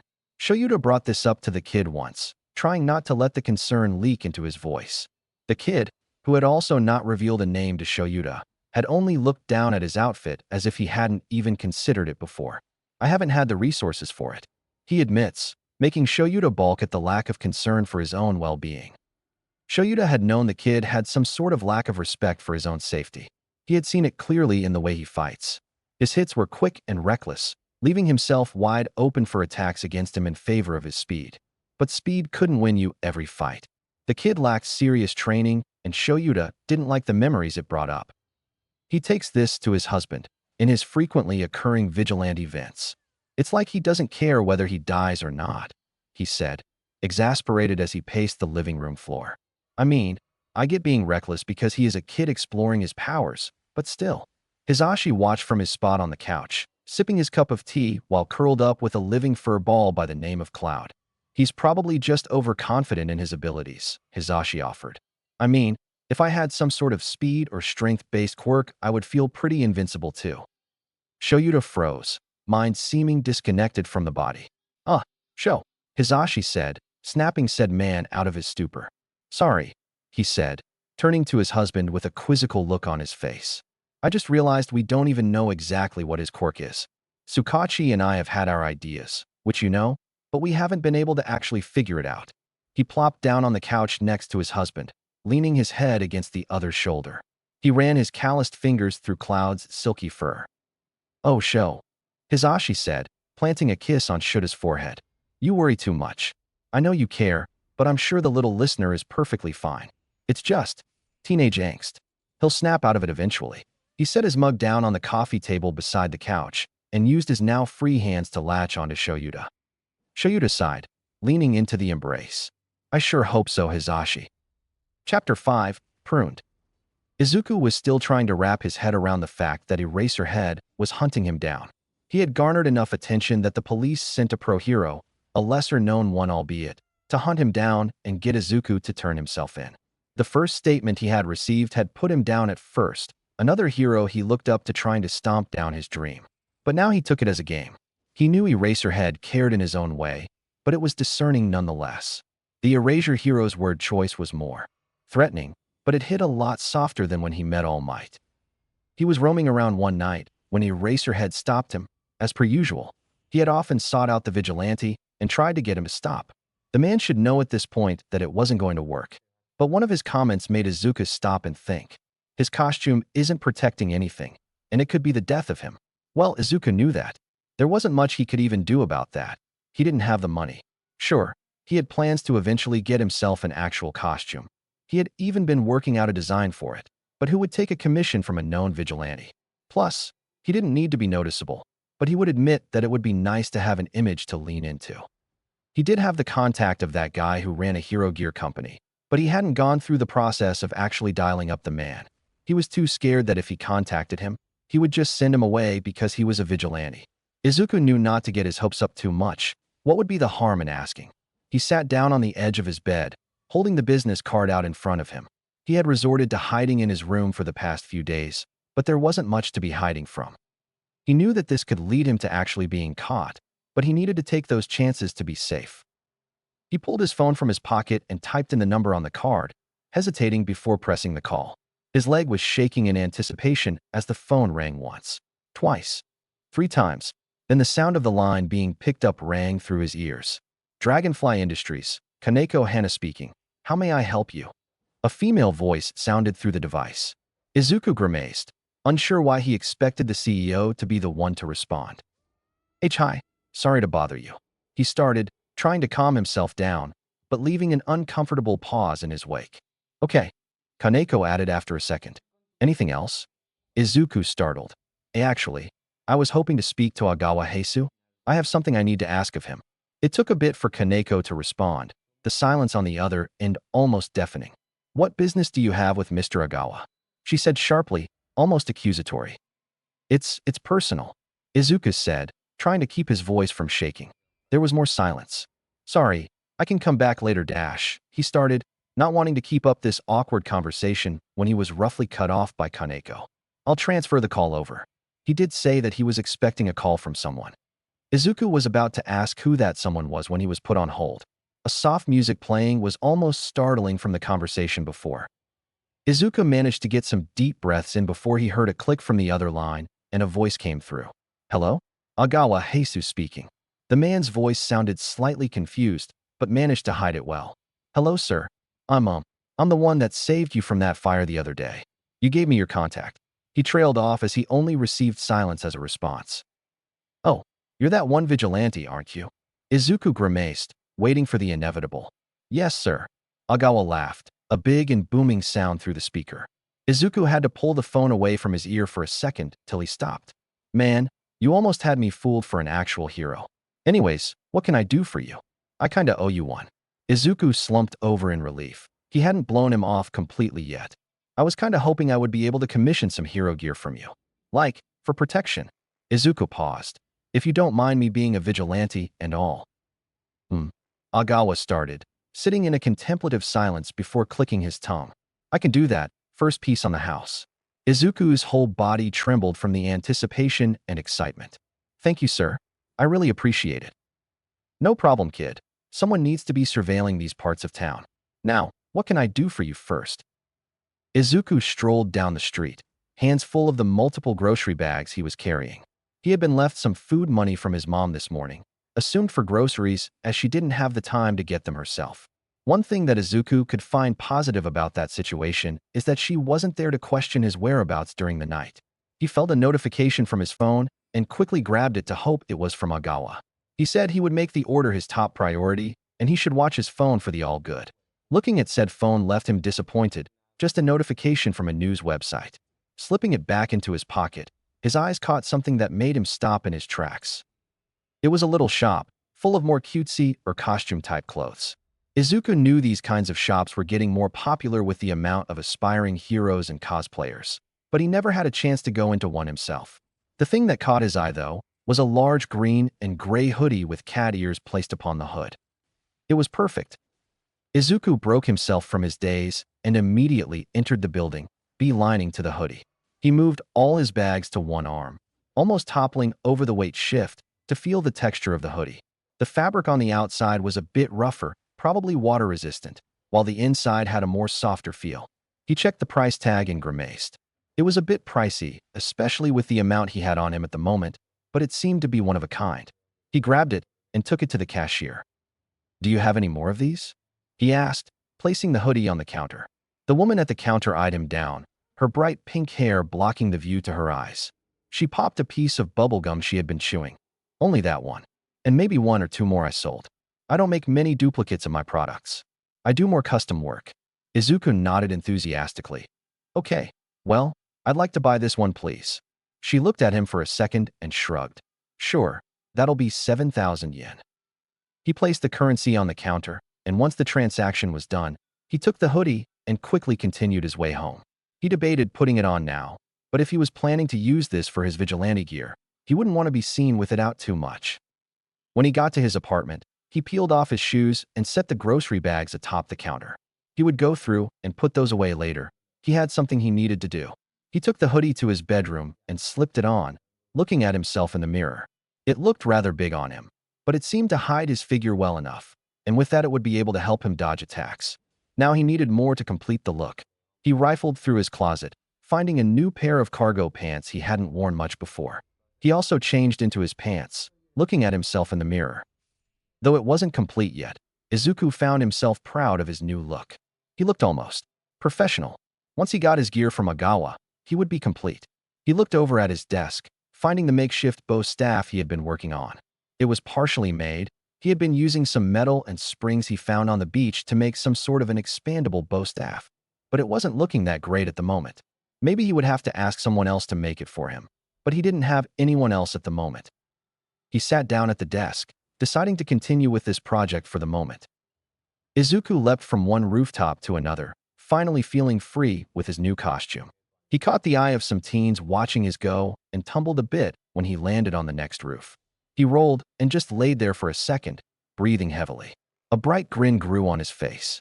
He was having so much more fun since he got this new costume. The armor he commissioned from Agawa felt fantastic, and the chest piece wasn't constricting his breathing at all. He sat up, still trying to catch his breath. Leaning back onto his hands, he looked up into the night sky, stars littering the dark expanse. Such a shame that most were blocked by the sheer amount of light pollution the city contained. It had been a pretty quiet night. He hadn't encountered many crimes or disturbances so far, and hadn't even spotted Eraserhead. That was the most surprising thing. The pro hero hasn't been around all night, and it was nearing the end of his normal shift. Once he had given himself some time to catch his breath, he pushed himself back to his feet. He was ready to continue his patrol. He clumsily leapt from building to building, trying to get a better hang of his parkour skills. He'd taken some notes on what he had analyzed from Eraserhead. He had taken to watching some of the videos he found of the man online. While that wasn't a lot, he seemed to have taken underground heroic to a new level, as Izuku could find very little on the man. He might as well just ask him some questions Eraserhead finds him, because he knows that it will happen. Eraserhead always finds him. It's almost as if he has a tracker on him. Izuku shakes himself from that train of thought. He would already be in police custody if the hero had a tracker on him. How would he even get a tracker on Izuku? Izuku doesn't let himself get close enough to the hero for that to even have a chance of happening. He drops down to the street from one of the fire escapes, being done with jumping around for the night. He strolls down the street for a while, eventually showing up on the beach. Takoba Beach had become a sort of safe haven for the vigilante, being a spot for him to put his mind to and distract himself from the nightmare that is his normal life. He had a good chunk of the beach cleared out, mostly just being the space surrounding the stairs, but it was progress nonetheless. Izuku stopped on the steps, staring out into the sea of garbage that still remained. He hoped he would be able to search for some trinkets to add to his project, but in this light, he could barely discern one object from another. He sighed. He had other things he could do. Turning around, Izuku saw two guys dragging a struggling man into one of the alleys. He flailed around in the strong grasp, seeming to have someone stuffed into his mouth to muffle his shouts. Izuku ran over to the neighboring building, climbing onto some footholds he could find, and made his way up to the roof. Panting, he pulled himself over the edge and crawled his way to the other side, wanting to get a good look at what was happening before jumping right in. The two men, one with long black hair pulled up into a ponytail, and the other with white hair and faint amounts of feathers on his skin, pushed the other guy against the wall. Said guy hitting the brick with a groan, blonde hair falling over his face. "It's about time you stop running from up and tell us what you know." The first growled, tearing out the cloth that bound the blonde's mouth. He sputtered, gasping for air. I don't dash, he gasped, wheezing as the feathered guy pinned him by the arm. I don't know what you guys are talking about. I've never heard of this group before, and I sure don't know why they want me specifically. The men chuckled, sharing a quick look with each other before gaining on the man again. I think you know exactly why, Akari. Our master is interested in that quirk of yours and thinks you would be a useful asset. Ikari scoffs, looking seconds away from attacking the men in front of him, but thought better of it. My quirk hardly works. He wouldn't want something faulty, would he? I know my track record isn't great as is, but it sure as hell won't be getting better with your master. The feathered man sneered, getting all up in Ikari's face. Well, guess you'll just have to meet him. What's the time looking, Torajiro? He turned to the other, who was looking down at a wristwatch. Should be any second, unless he was a dash. At that exact moment, a void seemed to open up behind Ikari, the feathered man pushing him through and following suit. It was a portal to a place left unknown. Izuku panicked. He had let this go on too long, trying to listen for information. He jumped down, landing atop Torajiro and startling the man. They plummeted to the ground as the portal closed. Shit, Torajiro growled, pushing Izuku off of him. You brat, what was that for? Izuku pushed himself up, placing himself into a fighting position. Where did he go? Where did that portal take him? He shot back, voice wavering. Torajiro scoffed, brushing the dirt off himself. Wouldn't you like to know? That's secret business, kid, none that you need to know. Izuku glared, but it didn't seem to hit the man in any way meaningful. Why don't you just run on home? Tuck yourself into that bed of yours, he said, taking a few large steps towards the vigilante, looming over him. Actually, how much of that did you hear? Izuku gulped. As much as I needed to, he started boldly, but his body seemed to protest.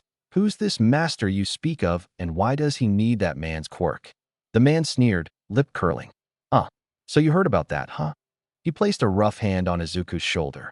Well, we can't have snitches running around, can we? Izuku, in a moment of panic, did the first thing he could think of.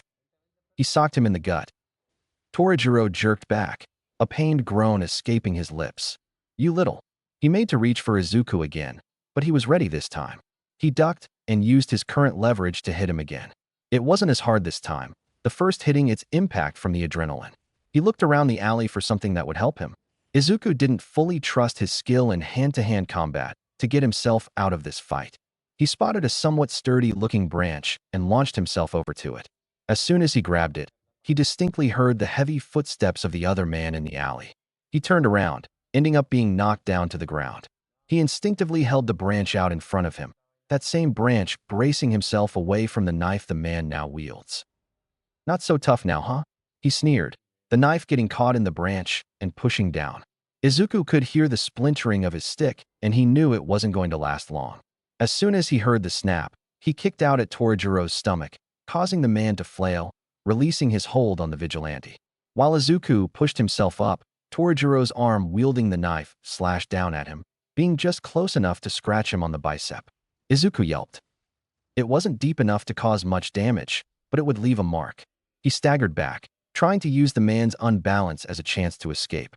He had no other plan to get out of here. As he tried to dart to the street, the man suddenly appeared in front of him. Izuku faltered, stumbling as he came to a stop. Wadash, he heard scraping behind him and turned to look, seeing the same man finally regaining his balance. He grinned, looking at Izuku with cold fury. Can't get away that easily, kid. Izuku turned to the new Torajiro, which was steadily walking towards him. Another one appeared at his side, then another. They were closing in on him. Izuku panicked. His breaths came out rapid and harsh, hyperventilating. He was not looking forward to this death. A sharp figure darted into one of the clones, causing it to disappear. Izuku blinked, sent into a stupor. Whatever came to hit the clothes disappeared as quick as it came. A new clone seemed to retake its place, only to be taken out again. Izuku looked around, finally settling on a shape atop the building. Eraserhead. The man jumped down, landing on one of the clones. The clone immediately disappeared. They're not real, the man said in a hushed whisper. There is only one here that will be able to actively hurt you. Our job is to find that one and take him out. Izuku nodded, breathing out a sigh of relief. Eraserhead shot out his capture weapon to one of the clones. Seeing it disappear caused him to change his focus. Izuku tried to follow suit, launching himself at some clones and coughing away the cloud of smoke they left behind. There was a yell of frustration behind him. Seems Eraserhead found the real one.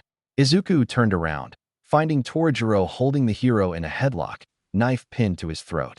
"Don't move," he growled. The hero in his grip looked passive. Izuku wanted to rush forward, but the hero shot him a look to stay put. Eraserhead grabbed Torajiro's arm, the one holding the knife, and pulled the man entirely over his shoulder, slamming him into the ground. He pinned him down, holding his arm behind his back as he used his quirk on the man. All of the clones left in the alley disappeared at once. Izuku let himself have a moment of relief, a chance to calm himself from that encounter. He watched Eraserhead strip a chunk of his capture weapon and use it to tie the man's hands together. Said man kept spewing threats and curses, but all fell on deaf ears. Once he was done, the hero dusted off his hands and stood up. He fiddled with something in his ear and spoke in a hushed tone. Izuku couldn't quite make out what he was saying, but he didn't care much at the moment. He walked over to a ladder on the side of the building, the formal way to get to the rooftop, and climbed up. He carried on his way. He knew that if Eraserhead wanted to say more, he would be found.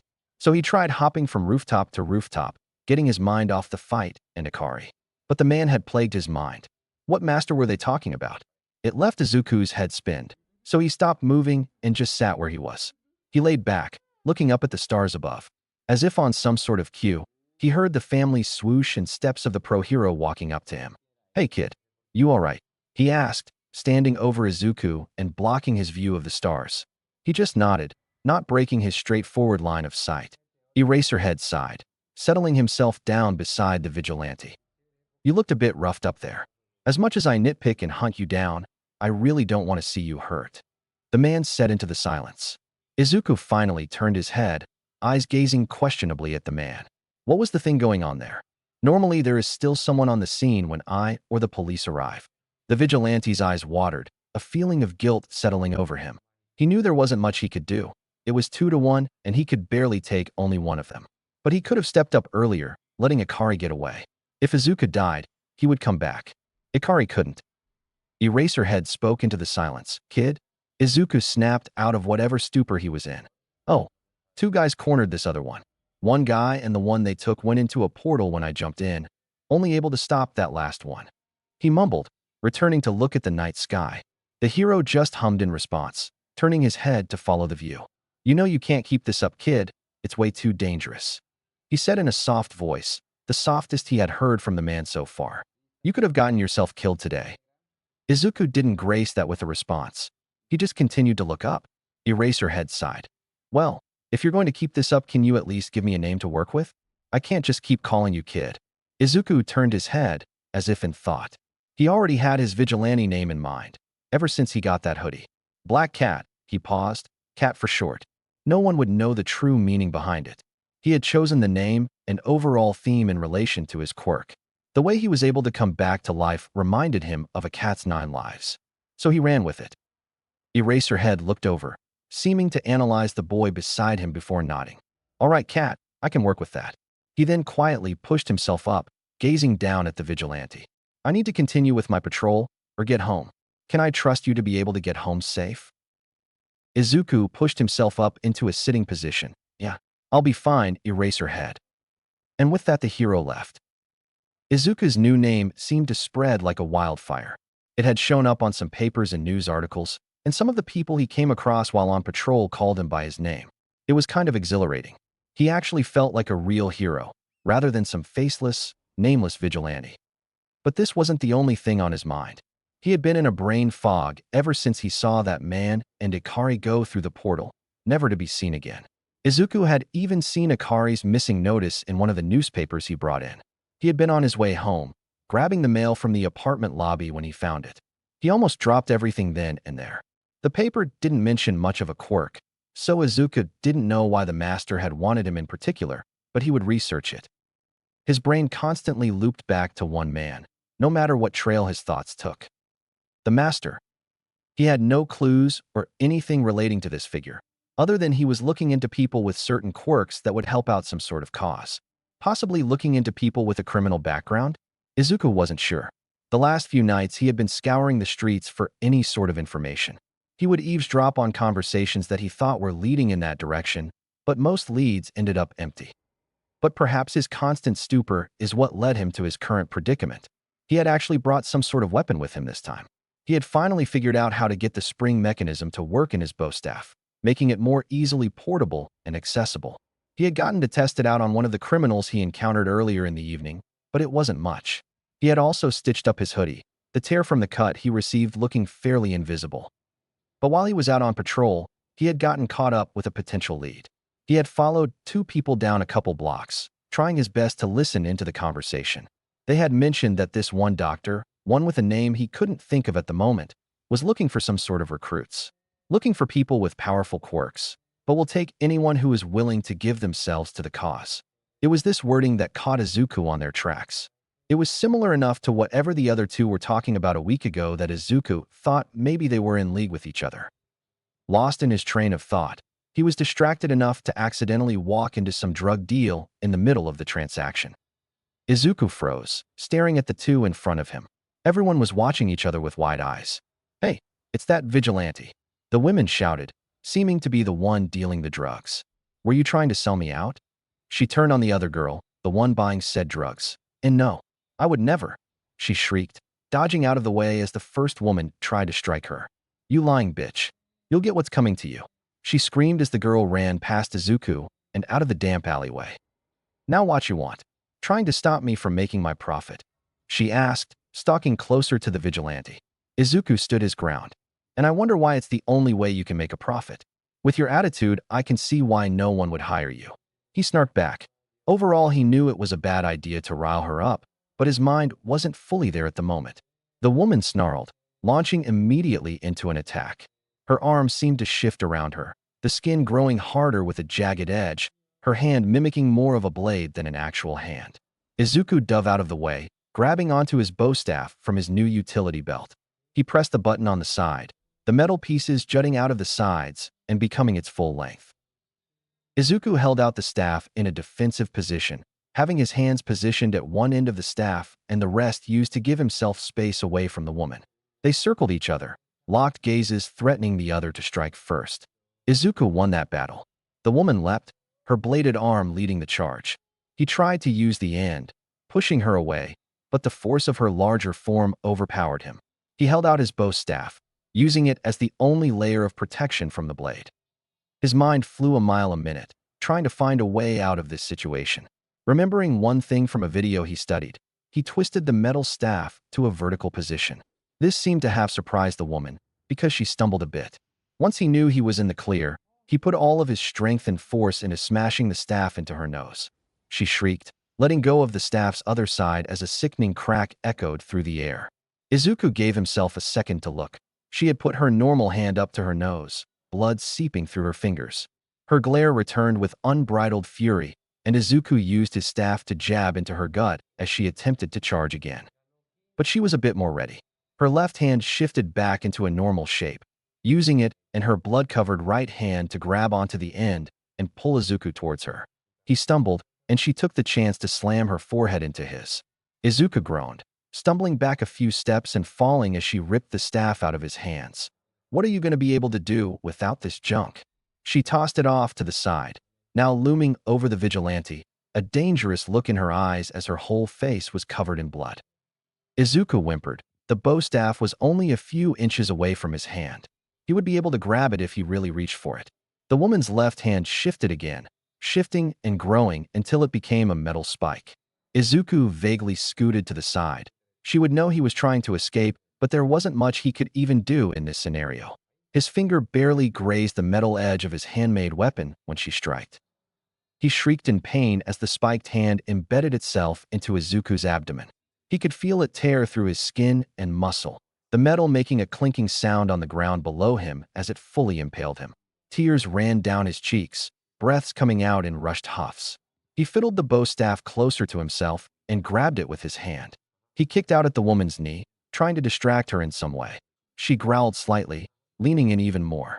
He pulled his other arm across his body, grabbing onto the staff. With all of the pain and adrenaline coursing through his body, he swung the metal staff into her head, an almost soul-crushing noise releasing from her mouth as she flew off of him. The spike being torn from his side caused a whole new wave of pain. He sobbed, pushing himself up to get a look at the woman. She lay limp on the ground, blood pooling around her head. He wasn't sure whether he cracked her skull or it was just her broken nose. He wasn't sure if he wanted to figure that out. Hand trying to cover the gaping hole in his side, he shrunk down his bow staff, stuffing it back into his utility belt. He had some cloth that he was going to use for tying up any criminal he came across, but he was in desperate need right now. He took the cloth and wrapped it as tightly as he could around his abdomen, but it wasn't long enough to do multiple layers. Once he had it tied, he looked around and spotted a smartphone laying on the floor. Probably the women. She had likely dropped it during their fight. He limped over and picked it up, dialing up the police department. 110, this is Detective Tsukachi speaking. What can I help you with? Izuku froze for a second, trying to figure out where he was. Block 5, street in front of the old department store. He managed to get out, his voice strained and laced with pain. Wadash, he cut off the detective. Got into fight, someone here injured, drug dealer. And with that he ended the call, tossing the phone back down to the ground. He left the alley, slowly trudging his way back home.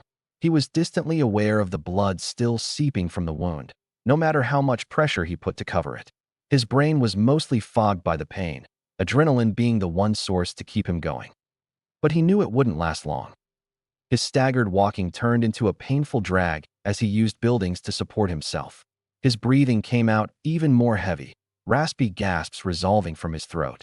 He managed to turn around a corner and into an empty alley before he collapsed. He fell to the ground with a thump, not being able to even push himself back up. During the fall, his bandage had torn, more amounts of blood waterfalling out of the open wound. Izuku sobbed, pain racking over his body as he laid in a pool of his own blood. He hoped this death wouldn't be too painful. Chapter 6, Uncertainty. He had gotten the call just as he left for patrol. He answered as soon as he saw the caller ID, Detective Tsukachi. It seems your vigilante got into a bit of trouble, Eraserhead.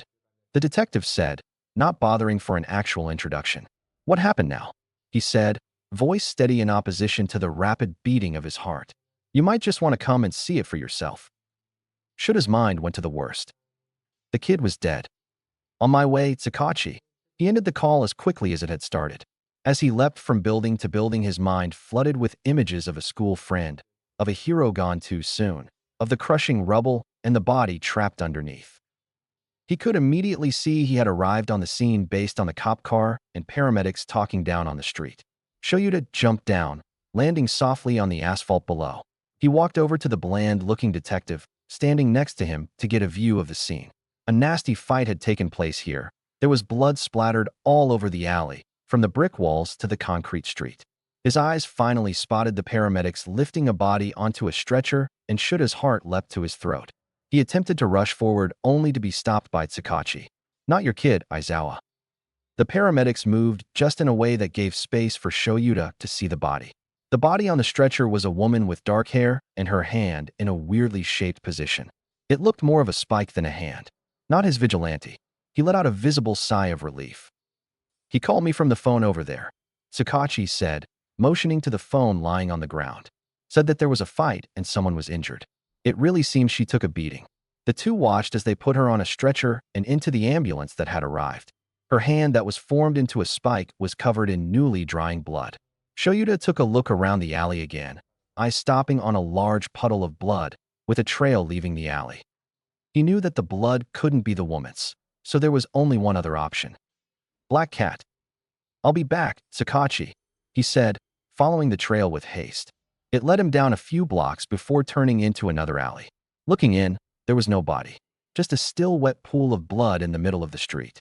There were small footprints leading away, but even those didn't last long. Someone who had lost that much blood shouldn't have been able to get away unscathed, but the evidence told him otherwise. He could only hope that the kid made it out alive. Midoriya Inko was a busy woman. Being a single mother with a low-paying job trying to take care of her only son was a lot of work. She spent most of her time working at the hospital. Her job as a nurse required a lot of her attention. She hoped Izuku didn't blame her for it. She didn't get a lot of money from said job, so she wasn't able to be at home much, and when she was at home, she spent that time asleep. She missed seeing Izuku. She spent her early mornings to mid-afternoon sleeping, and then went right back to work. Their schedules were never aligned. like the sun and the moon, only living off of glimpses of each other. She tried to leave money and whatever she could for Izuku, small ways of letting him know she still cares. She's tried leaving notes around the house for him, but they always seemed to be going unnoticed. One thing she was glad for was that she had been getting less and less calls from the school. Most of the calls she received were the result of bad grades or fights Izuku had gotten into. She knew what they really were. She had heard all the aftermath of his status as someone who was quirkless. She tried her best to work with him and support him all she could, but it would never be enough. She didn't know how it felt, and they both knew it. She would never be the one ridiculed and bullied on the school grounds and eventual workplace, and it made her heart ache that it was how her little Izuku had to survive. She wished she could just take away all the pain and everything that ever hurt her son, but that wasn't how the world worked. If it was a perfect world, Izuku would have a quirk of his own, and Inko would have a higher-paying job, and they would be able to be around each other all the time. But it would never be like that. And no matter how much she would push herself to work harder, she would never be able to help him in the way he needs. But she would do what she could to make things even a bit better. The next few days had left Shoyuta on edge. There had been no recent sightings of Black Cat, and that left him worried. The last time Shoyuta had seen the vigilante, it had been after the fight with the clone man. And after that fight he had seemed distracted. While they were sitting on the roof before he fled, he told Shoyuta about the scene before. Apparently, there was someone that got taken before the actual fight took place, and the kid felt guilt about it. Shoyuta knew there was probably some information that was being withheld, but he couldn't help but see a mirror image of his younger self laying beside him. He wasn't quite sure why the scene had disturbed the kid so much, but he was still that. A kid. Shoyuta had hoped to find him again, check on him, and make sure he was all right, especially after that fight. But the next he heard was the fight that left a bloody mess. The woman that had been unconscious in the alley had made a sort of recovery, which led them to her statement. Shoyuta and Tsukachi sat on one side of the table while she was cuffed to the other. Well, Tsukachi sat while Shoyuta loomed as a dark presence behind him, and the questioning started. Tsukachi set down his recording device on the table and looked the woman in the eyes.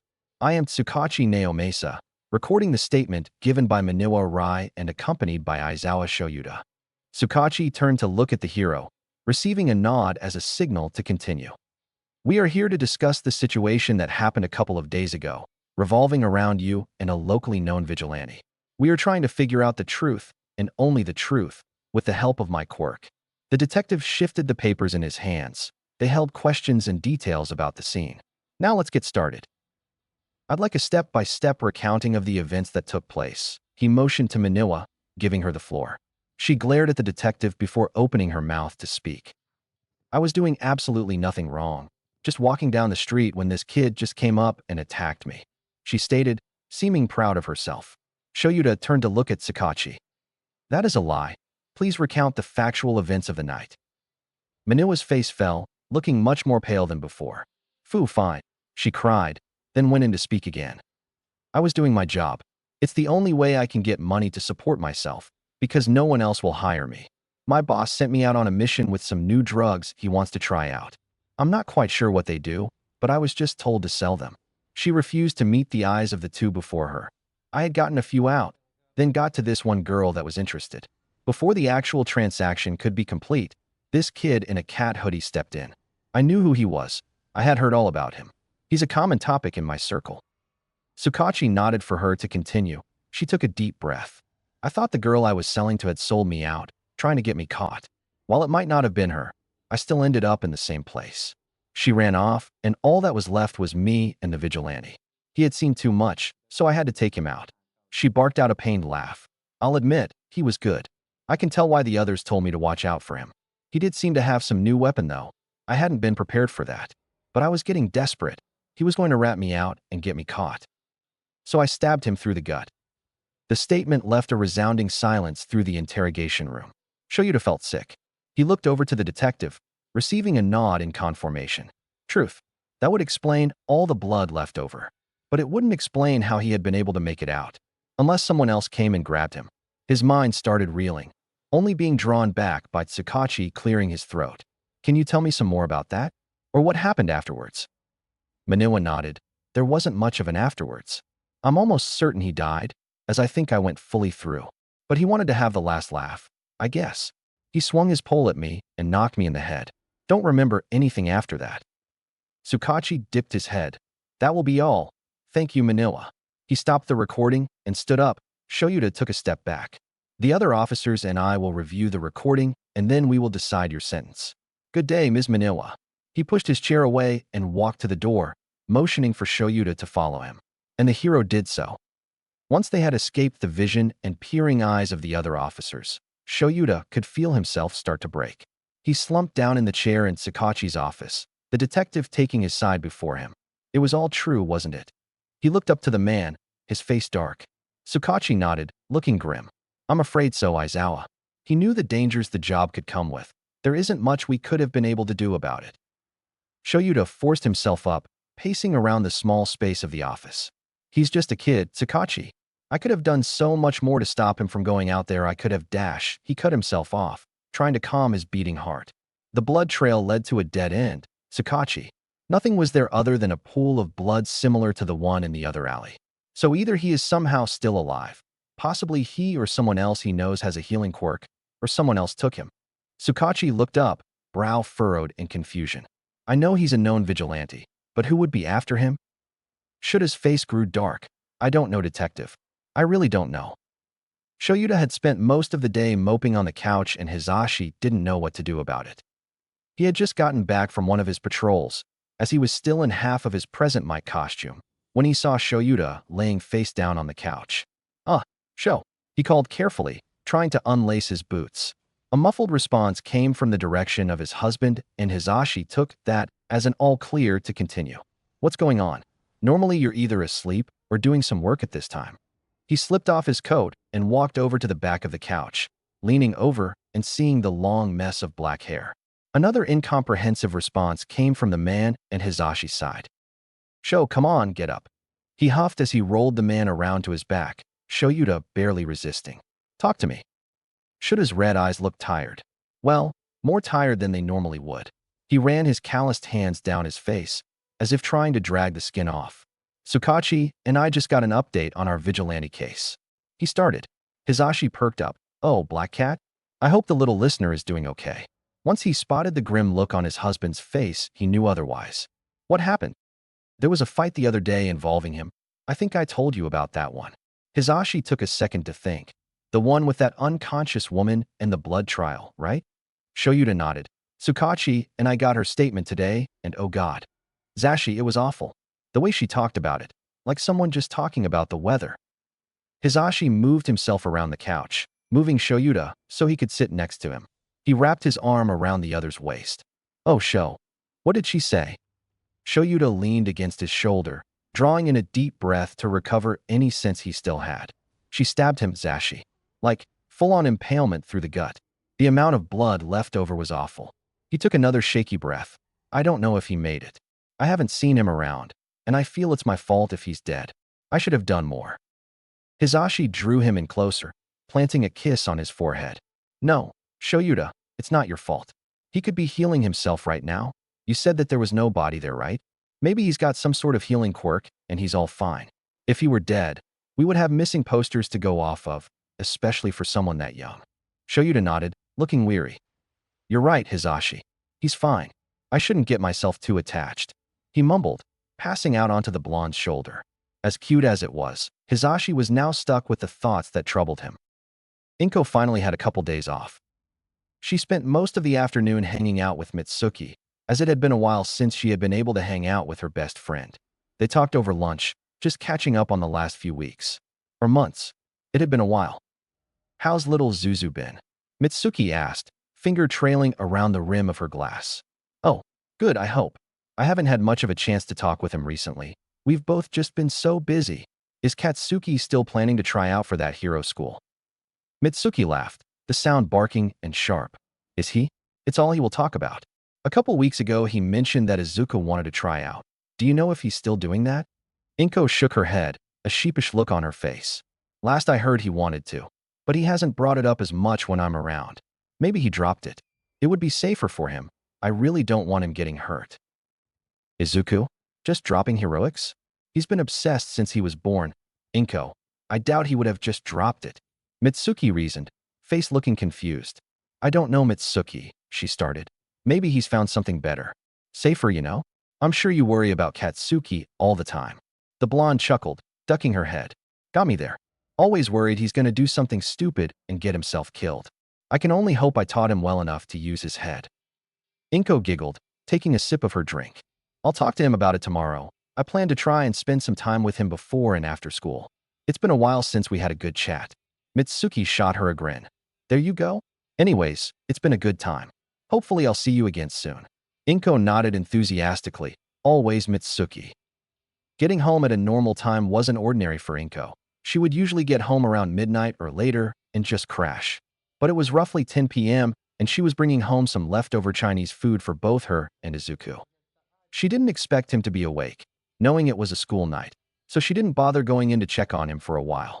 After she had gotten herself ready for bed, she walked over to the All Might-themed door and slowly pushed it open. The room was mostly dark, other than the table lamp at the bedside. It illuminated both the bed and the window. Izuku's bed, which should have been holding said boy, was empty. Inko thought of all the different reasons as to why he could be gone. Maybe he was hanging out with a friend? She hadn't heard anything from Mitsuki, so he might not be with Katsuki. But sometimes they would disappear together. Or maybe he was out with some new friends. Oh, that would be wonderful. Leaving her worries on that note, she closed the door and moved herself to her own room. She slipped under the covers and quickly fell asleep. A soft smile adorned on her face. Chapter 7. New Light. This time, when waking up in the morning, he expected the pain. He peeled himself from his All Might-themed bed sheets and stretched, popping his back and wringing his body of any kinks and sores. Izuku's hands shook like he had chills, but he knew that wasn't the case. In opposition, he felt sweaty and hot. That didn't stop the coldness collecting in his chest, but he figured it might just be a byproduct of his quirk. Pushing himself from his bed, he caught a glance of himself in the mirror. His hoodie was torn, but luckily not too damaged. The same could not be said for his shirt. There was blood staining the area around the wound. The cloth trying to suppress it didn't do too much. He unwrapped the binding and stripped himself of his shirt, trying to get a good look at the wound. While it was only a few hours after the event, the wound looked as if it had been closed and healed. The only mark remaining other than some dried blood was a large scar. Sure, there was a soreness in the area, but that was all he could really feel. Checking out the rest of his body, he also noticed that some of the other cuts he had gained over the past few days were healed up too. It was impressive, considering that he had been impaled just the night before. And now he had to get ready for school. Izuku was almost glad he died, as this was much easier than having to hide a gaping hole in his abdomen from the rest of the student body. If the wound didn't kill him, his bully sure will.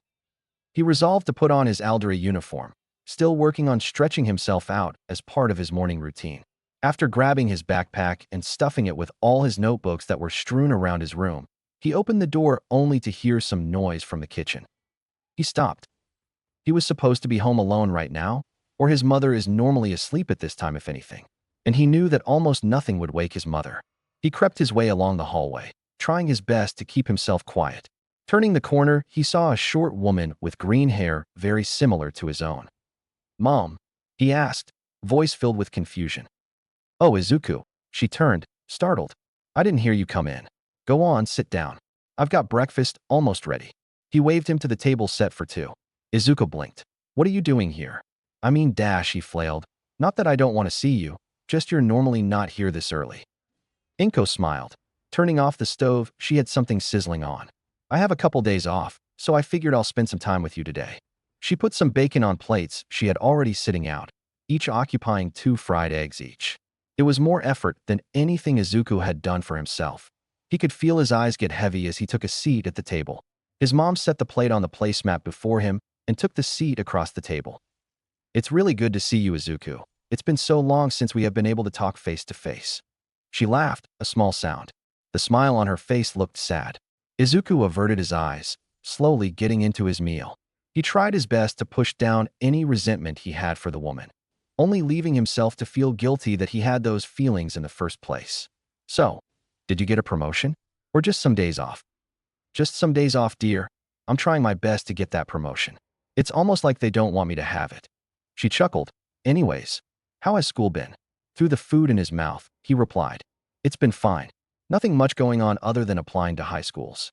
He wasn't going to tell his mother that he had barely been at school for the past few weeks, so what she didn't know wouldn't hurt her. Oh, how has that been going? Are you still applying to UA? Izuku grimaced. Oh, no, I dropped that one. I don't want to be a hero anymore, Mom. Even just the admission hurt. It wasn't entirely true. He didn't have a chance of becoming an actual pro hero while he was known as a vigilante. His mother's face fell. Oh, do you have a different path in mind? He could hear her voice wavering, and he wanted this conversation to end. Yeah, I don't know exactly yet, but I want to be able to be successful. I know I wouldn't last in heroics. Inko gave him a watery smile. Hey, anyways, I plan to stop by the store later today. Is there anything specific you want me to grab? Izuku shook his head, finishing up the food off his plate. No, thank you, Mom. He pushed himself from his chair and brought his plate over to the kitchen sink. Oh, I did have something I wanted to ask you. Inko started slowly. I was checking up on you last night, and I didn't see you in your room. He froze. She had caught on. He started to stumble out a response, but she cut him off. Did you make a new friend? If you were hanging out at their house, you can just say, I'd just like a heads up next time. She smiled softly as Izuku turned around. Yeah, I've made a new friend, and I've been hanging out with them a lot recently. They've been helping me with a school project and stuff. Well, I can't wait to meet them. She stood up with her own plate, only half the food still left on it, and followed Izuku to the kitchen. Now have a good day at school, dear. She had to reach up a bit to plant a kiss on his forehead, giving that as his sign to leave. He made a new friend? Izuku isn't sure why he had agreed to that. The only two new people he had met are the pro hero Eraserhead and the CEO of Dragonfly Industries. They were not people he could bring home to meet his mother. But he didn't want to worry his mother, so maybe he had to make a friend just for her sake. Izuku didn't think of himself as a likable person, especially now that he went and beat people up every night. And no one at school would talk to him without ridicule, so that crossed another slot. He wasn't quite sure where he would actually find someone. He had been strolling down the streets, leaving school early in order to hang at the park instead. He pulled out one of his quirk analysis books and started jotting down some notes he had made in his pocket notebook. He had been taking notes of different quirks he came across and wanted to know more about them. He was still trying to figure out the quirk of the Ikari guy. The only thing he had seen of the man was an incredibly small ad in a newspaper saying that he was missing and looking for any sort of information. Izuku had no information to give. He would spend the next few nights searching, but with his mom home, he was worried she would find out he was sneaking out at night and not going to his supposed friend's house. So he had to stay on the down low. He hoped Eraserhead wouldn't mind, but he figured the man wouldn't care much either way. Maybe he would think Izuku quit for good. He thinks the man would like that. The first night Izuku was back on his patrols, he had a lot of things he needed to do. First, he needed to get himself warmed up. He had spent the last few days not doing his regular nightly workouts and recovering from his soreness and bruises, so he had to get his body readjusted. Second, he needed to get a look at the crime and stuff the past few days. He hoped it didn't spike up because he was gone. He would also look into new leads on the Master or Ikari. Third, find Eraserhead. Apologize for being gone for a bit. He liked to think the man was worried, but he didn't dwell too much on it. And finally, he needed to make a friend. He hoped he could just find someone out on the streets and try and make friends with them, but that was a long shot. No random person would want to be friends with some kid that dropped in from the sky. He shot himself up a fire escape staircase, perching atop the building. He dangled his feet over the ledge when he saw a shadow in his peripheral. He turned and squinted against the darkness of the night. It was a vaguely familiar shape, one he expected to see tonight. One thing to check off his patrolling bucket list. Looking at the form of the pro hero, he waved, making sure the gesture was big and noticeable. Eraserhead, in all his glory, stumbled as he started to race over to the vigilante. Izuku's eyes widened, fearing that the man was going to attack him instead of welcoming him with open arms. He forced himself up, stepping back a few steps as the hero reached his destination. Eraserhead grabbed his shoulders and used Izuku's stupor to analyze every fiber of his being. Ah, sir. Izuku pried the man's hands from his bicep, looking with vague concern. His eyes met the glaring red of the hero. But instead of anger, there was a look of relief. What's going on with you? Izuku took a few more steps back, almost reaching the edge of the rooftop. He was almost convinced that this was an imposter in the hero's body. The hero took a step back, composing himself. Black Cat, it's good to see you. Izuku gave him a look of confusion. Ah, yeah, good to see you too, Eraserhead. He tried to calm himself, but his mind always kept his escape routes in check. What was that all about? Thought you were going to kill me or something. He chuckled, trying to get a good look of the hero himself. Eraserhead shook his head. It's nothing, sorry about that. We just haven't seen you in a couple days, since that fight a couple days back. Detective Tsukachi got the call, but you weren't to be found. He took a seat at the ledge Izuku was just at, patting the spot next to him. You had us worried, kid. We thought you were dead. Oh, Izuku started, hesitantly taking a seat next to the hero. Sorry. He ducked his head, not meeting Eraserhead's gaze. He couldn't really tell the man that he had in fact died, but came back to life. That's not something you just tell someone who is worried about you. The fact that the pro-hero Eraserhead was worried about him is what surprised him the most in this situation. No need to be sorry, kid.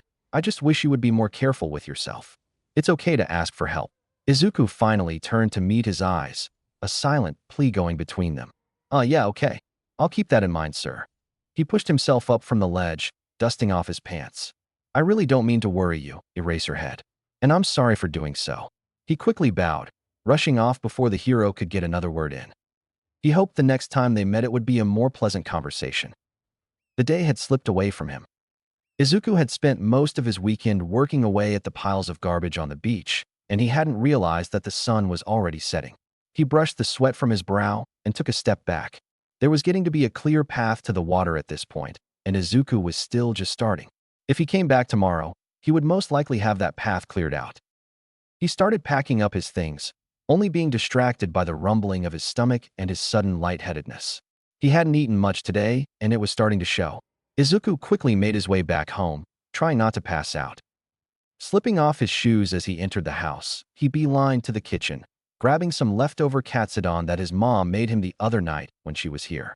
He put some in the microwave to heat it up, then leaned on the counter to look at some recent news. He had mostly been looking for the overall crime rate, but that wasn't something you could just find on the front page, so he searched for missing persons reports instead. There had been no updates on Akari's case, but Izuku was looking for cases that could possibly be similar. He had been lost. There was nothing he could find that could lead him to helping the man or getting him back. Hell, he still didn't know what kind of quirk he had that the master had supposedly wanted so much. Maybe he should ask Eraserhead about the clone guy next time they meet. Maybe he'll have some sort of testimony that was given. The microwave dinged, and Izuku quickly pulled out his food. He scarfed down as much as he could before turning to his room and changing into his vigilante gear. He had things to do tonight. While he might have said he had things to do, he really had nothing. The streets have been quiet, and it's like Izuku wasn't there at all. There was no one for him to help. He spent a lot of his night just loitering on some roof and working on some classwork. He wasn't even sure he was going to turn it in, but he liked learning anyway. He had been finishing some of his math work when he heard a scuffle from a few streets away. Izuku shot into action. He packed his work back into his backpack and made his way to the scene. Dropping his bag, he looked down onto the street. He shielded his ears as he was bombarded with a cacophony of sound. It was sharp and loud, like some sort of superpowered shriek. Once the noise died down, Izuku looked down again. Some shorter woman with long white hair had cornered a very particular-looking teen. His hair was a messy patch of purple, a predominantly tired look in his eyes. Hell, his eyes looked like they could rival Eraserhead's. Izuku thought they could be related if he didn't know any better. He shook his head. He was getting distracted. The woman marched a few steps closer, the purple-haired teen cowering, shielding his ears. It looked as if she was charging another attack. This was his time to strike. Izuku leaped down from the roof, landing a few feet away from the woman. She quickly turned around, her attack now fully charged. She shrieked again, the wall of noise pushing Izuku back a few feet. After she was done, Izuku launched forward, using his momentum to shove her to the floor. She fell with a huff, a scowl on her face as he loomed over her. The purple-haired kid stepped forward, putting a hand out to get Izuku to pause. "Hang on a sec," he said, his voice low. Izuku stared while the teen said something to the woman. "Not all powerful as you like to think, huh?" Snark laced his tone, face growing into a grin. It was almost impossible to see this as the same guy who was cowering just seconds before. "I'll show yo dash," she snapped, suddenly stopping mid-sentence. Her eyes fell blank. What happened to her? Izuku asked, gaze still locked on the teen in curiosity. It's my quirk. Sorry, I figured you'd like some help. but I'm sure you had it covered. He scratched at the back of his neck. Anyways, step back for a second. Izuku heeded his warning, trying to figure out this guy. He turned his focus back to the frozen woman on the ground. Get up and keep your hands pinned behind your back. Izuku watched in astonishment as the woman did just that. Wow, this makes my job a lot easier. He flashes a grin towards the other kid, but quickly realizes that he couldn't see it with his mask on. He fished out some zip ties he had found at the beach, using them to bind the woman's arms together. But it seemed the movement of him jostling her arms caused her to snap out of it. She startled, surprised to find herself bound.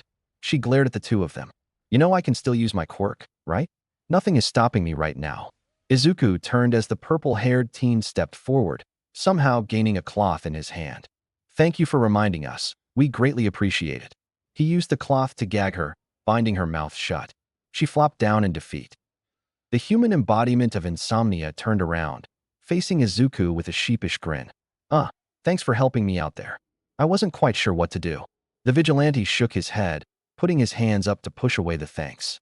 No, thank you. Your quirk really helped me out there. With the criminals I've been fighting, it was a breath of fresh air. He laughed. The teen just looked at him olishly. How many people do you fight on a daily basis? Izuku shrugged. It really depends on the day. On days like today, this was my only case in my entire patrol. Some days it can be fight after fight after fight. The purple-haired kid grinned again. Has anyone ever told you just how cool you are? He held out a hand to the vigilante. I'm Shinso, at your service. Or just as a friend, I could use some friends. Just as Shinso started to take his hand back awkwardly, Izuku took his hand, matching the grin. Black Cat, I think I could use a friend too. Once the police had come to retrieve Shinsu's statement and the woman they had bound, the two walked down to the park to hang out a bit. Sue, what caused you to start this whole vigilante business? Shinso asked, hands resting in his pockets as they walked side by side. Izuku fidgeted with his hands. It's a rather long story. Harsh words from one person, dreams crushed from another. Same old, same old. The taller teen looked at him with a raised brow, but decided to not question it. Fair enough. I mean, you seem to be doing well at it. He stopped, still as if frozen in the moment. Izuku stumbled, not expecting the sudden stop. Shinso? What happened? A large grin grew along the other's face, looking almost devious. You are basically a hero, right? You've got a bunch of fighting experience and stuff. Shinso started, regaining his pace with Izuku. I'm planning to apply for UA, but I have no experience with physical combat. I only rely on my quirk. He ended, looking sheepish. He hadn't quite explained what his quirk was, but Izuku was determined to figure it out. He was intrigued. I can try and train you. I'm not sure how much help I'll be, but I can be a stepping stool of sorts. Izuku offered, enjoying the way the others' faces seemed to brighten. I can probably also get some insider info, he added, leaping to stand on a bench they were walking past. I know a pro hero that works as a teacher there. Shinsu's eyes widened. Really? The monotonous tone in his voice made it hard for Izuku to tell if he was being sarcastic or not. But he continued anyway. Yeah, some days I spend a good chunk of my patrols with this underground hero. He goes by the name Eraserhead. Shinso stopped a second time that night, mouth agape and eyes wide. You've got to be fucking with me, he said after some time. Izuku blinked. No? I don't think I am. Shinso marched up to him, stars in his eyes as he grabbed the edges of Izuku's hoodie, bringing them eye to eye. You've got to get me his autograph. Cat, I will literally get on my hands and knees begging. He is my idol. Izuku laughed nervously, heart racing. He wasn't used to being this close to someone physically, well, in a way that wasn't violent. I'll ask him next time I see him. Maybe I'll get a chance to introduce you too. Shinso looked so giddy that Izuku was afraid he may explode, figuratively of course. If you can do that, Cat, I will quite literally die for you. Izuku went home that night feeling giddy. He had actually made a friend, despite all odds. They swapped numbers at the end of the night when they split up, so they could stay in contact. And now he just has to find Eraserhead and ask him for some help with the UA entrance exam. When Izuku woke the next morning, that ecstasy hadn't worn off fully. When going out to get food, he was surprised to see his mom in the kitchen again. She turned as he entered the kitchen, leaning against the counters. Oh, good morning, Izuku. You look rather happy this morning, she commented, a raised eyebrow with a smirk. I was hanging out with my friend last night, he said, trying to bite back a smile. He plans to apply for UA, and I'm going to help him research for the entrance exam. Inko turned off the stove and reached in to give Izuku a hug. Oh, Zuku, I'm so glad you have been able to find friends. What's their name? How did you two meet? When will I be able to meet them? Izuku laughed, playfully pushing away from his mother. His name's Shinso. I met him while I was out studying at the park, and we just clicked, I guess. He paused for a second. He couldn't really bring Shinso over at the moment because he was trying to keep his civilian identity on the down low. It might be a while till you can meet him. His parents are a bit strict and want him to do well in school. That's all fine. Now get some food before it goes cold, Inko said, planting a kiss on his cheek as he went to get himself some breakfast. Izuku walked the streets with a skip in his step, still riding the high that was meeting Shinso. He was especially excited to tell Eraserhead about him. He also needed to ask the hero about how exams would go. It had taken him a while to find the pro hero. He was not as great at finding as said man, and he waved him down. Eraserhead, he called, watching as the hero stopped in his trail, looking around wildly till his eyes landed on the vigilante. Black Cat, what do you want? He perched on the edge looking down at Izuku, his hair and the shadows blocking the expression on his face. I've got some questions for you. He called back up. Looking around the side of the building, he saw some things he could use to climb to the top. Hang on, I'll be up in a second. He dashed to the side as Eraserhead made some sort of response. He leapt on top of a dumpster and launched himself into the air. He latched onto a small balcony outside of someone's windows and used it to pull himself up. He huffed at the amount of exertion he was putting his body through, but suddenly something grabbed him around the middle and he was being lifted up. He sat stunned as he was floating in the air. Then he looked to see that Eraserhead's capture weapon had caught him and said hero was pulling himself up. Izuku looked sheepishly at the man as he set him down and released his weapon. Izuku stood up and brushed himself off. Anyways, I had a few things I wanted to talk to you about if you are free.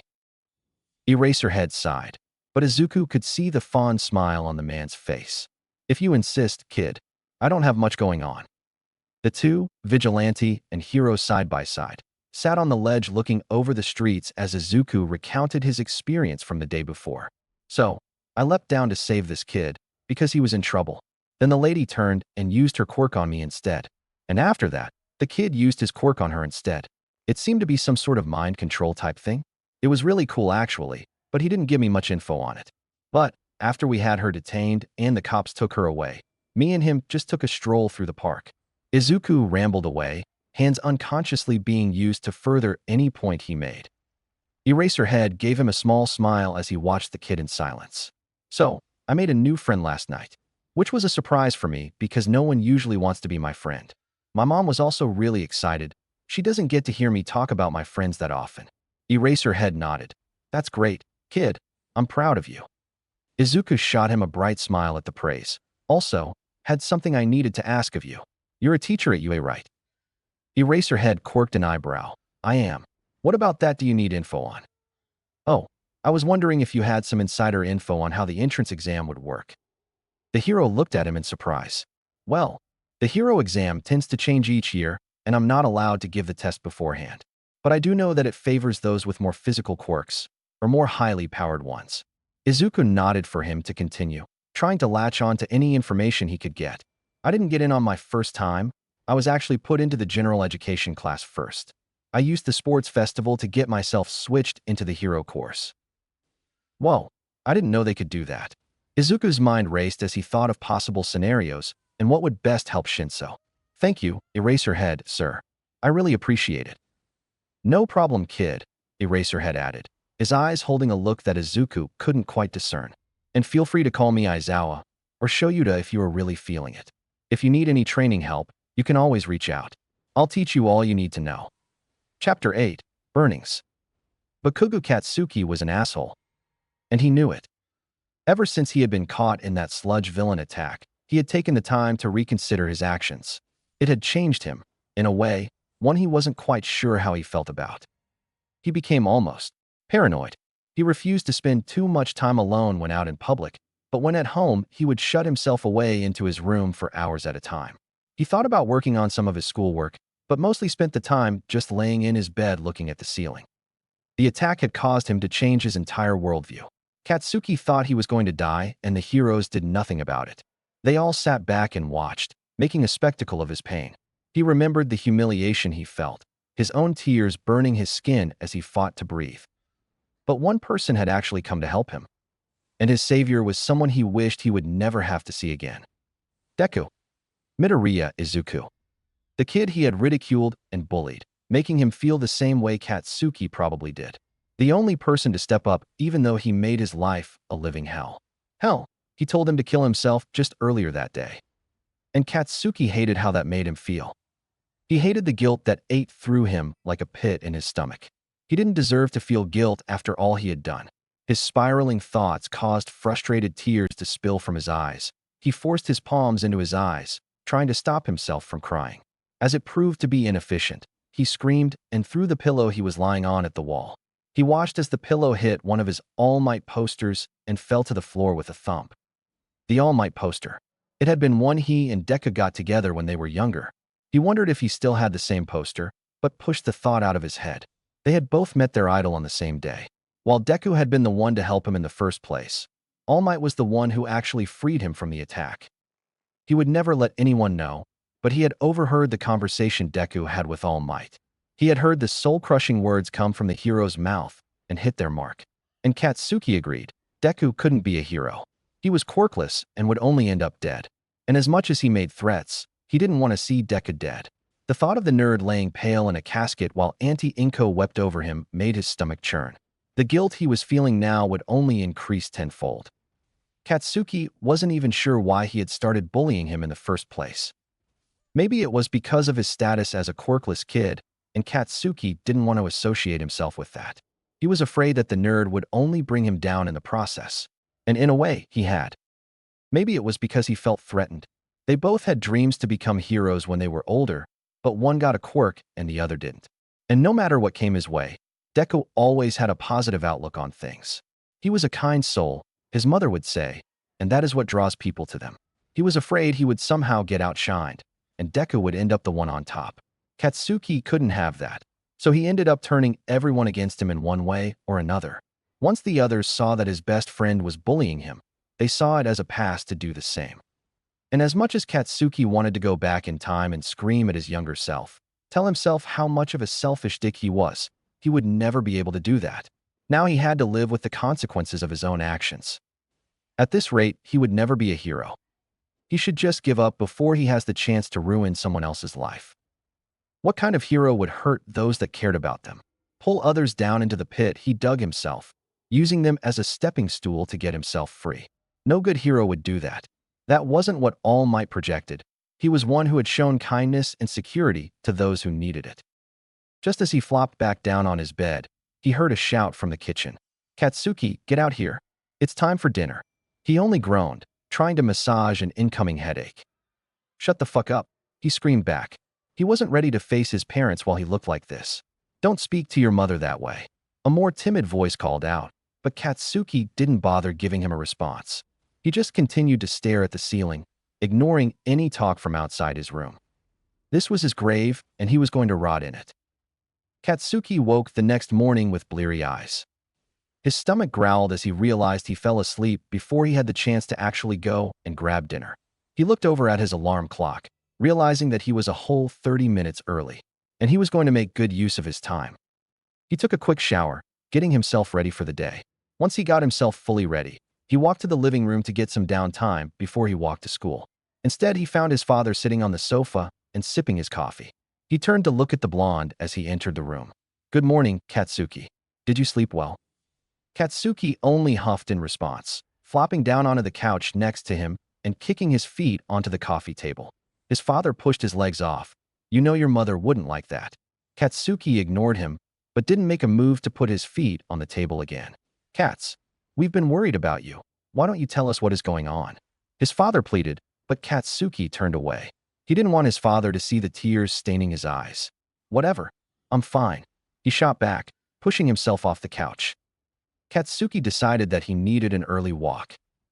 By the time school started, Katsuki had been there for at most 30 minutes.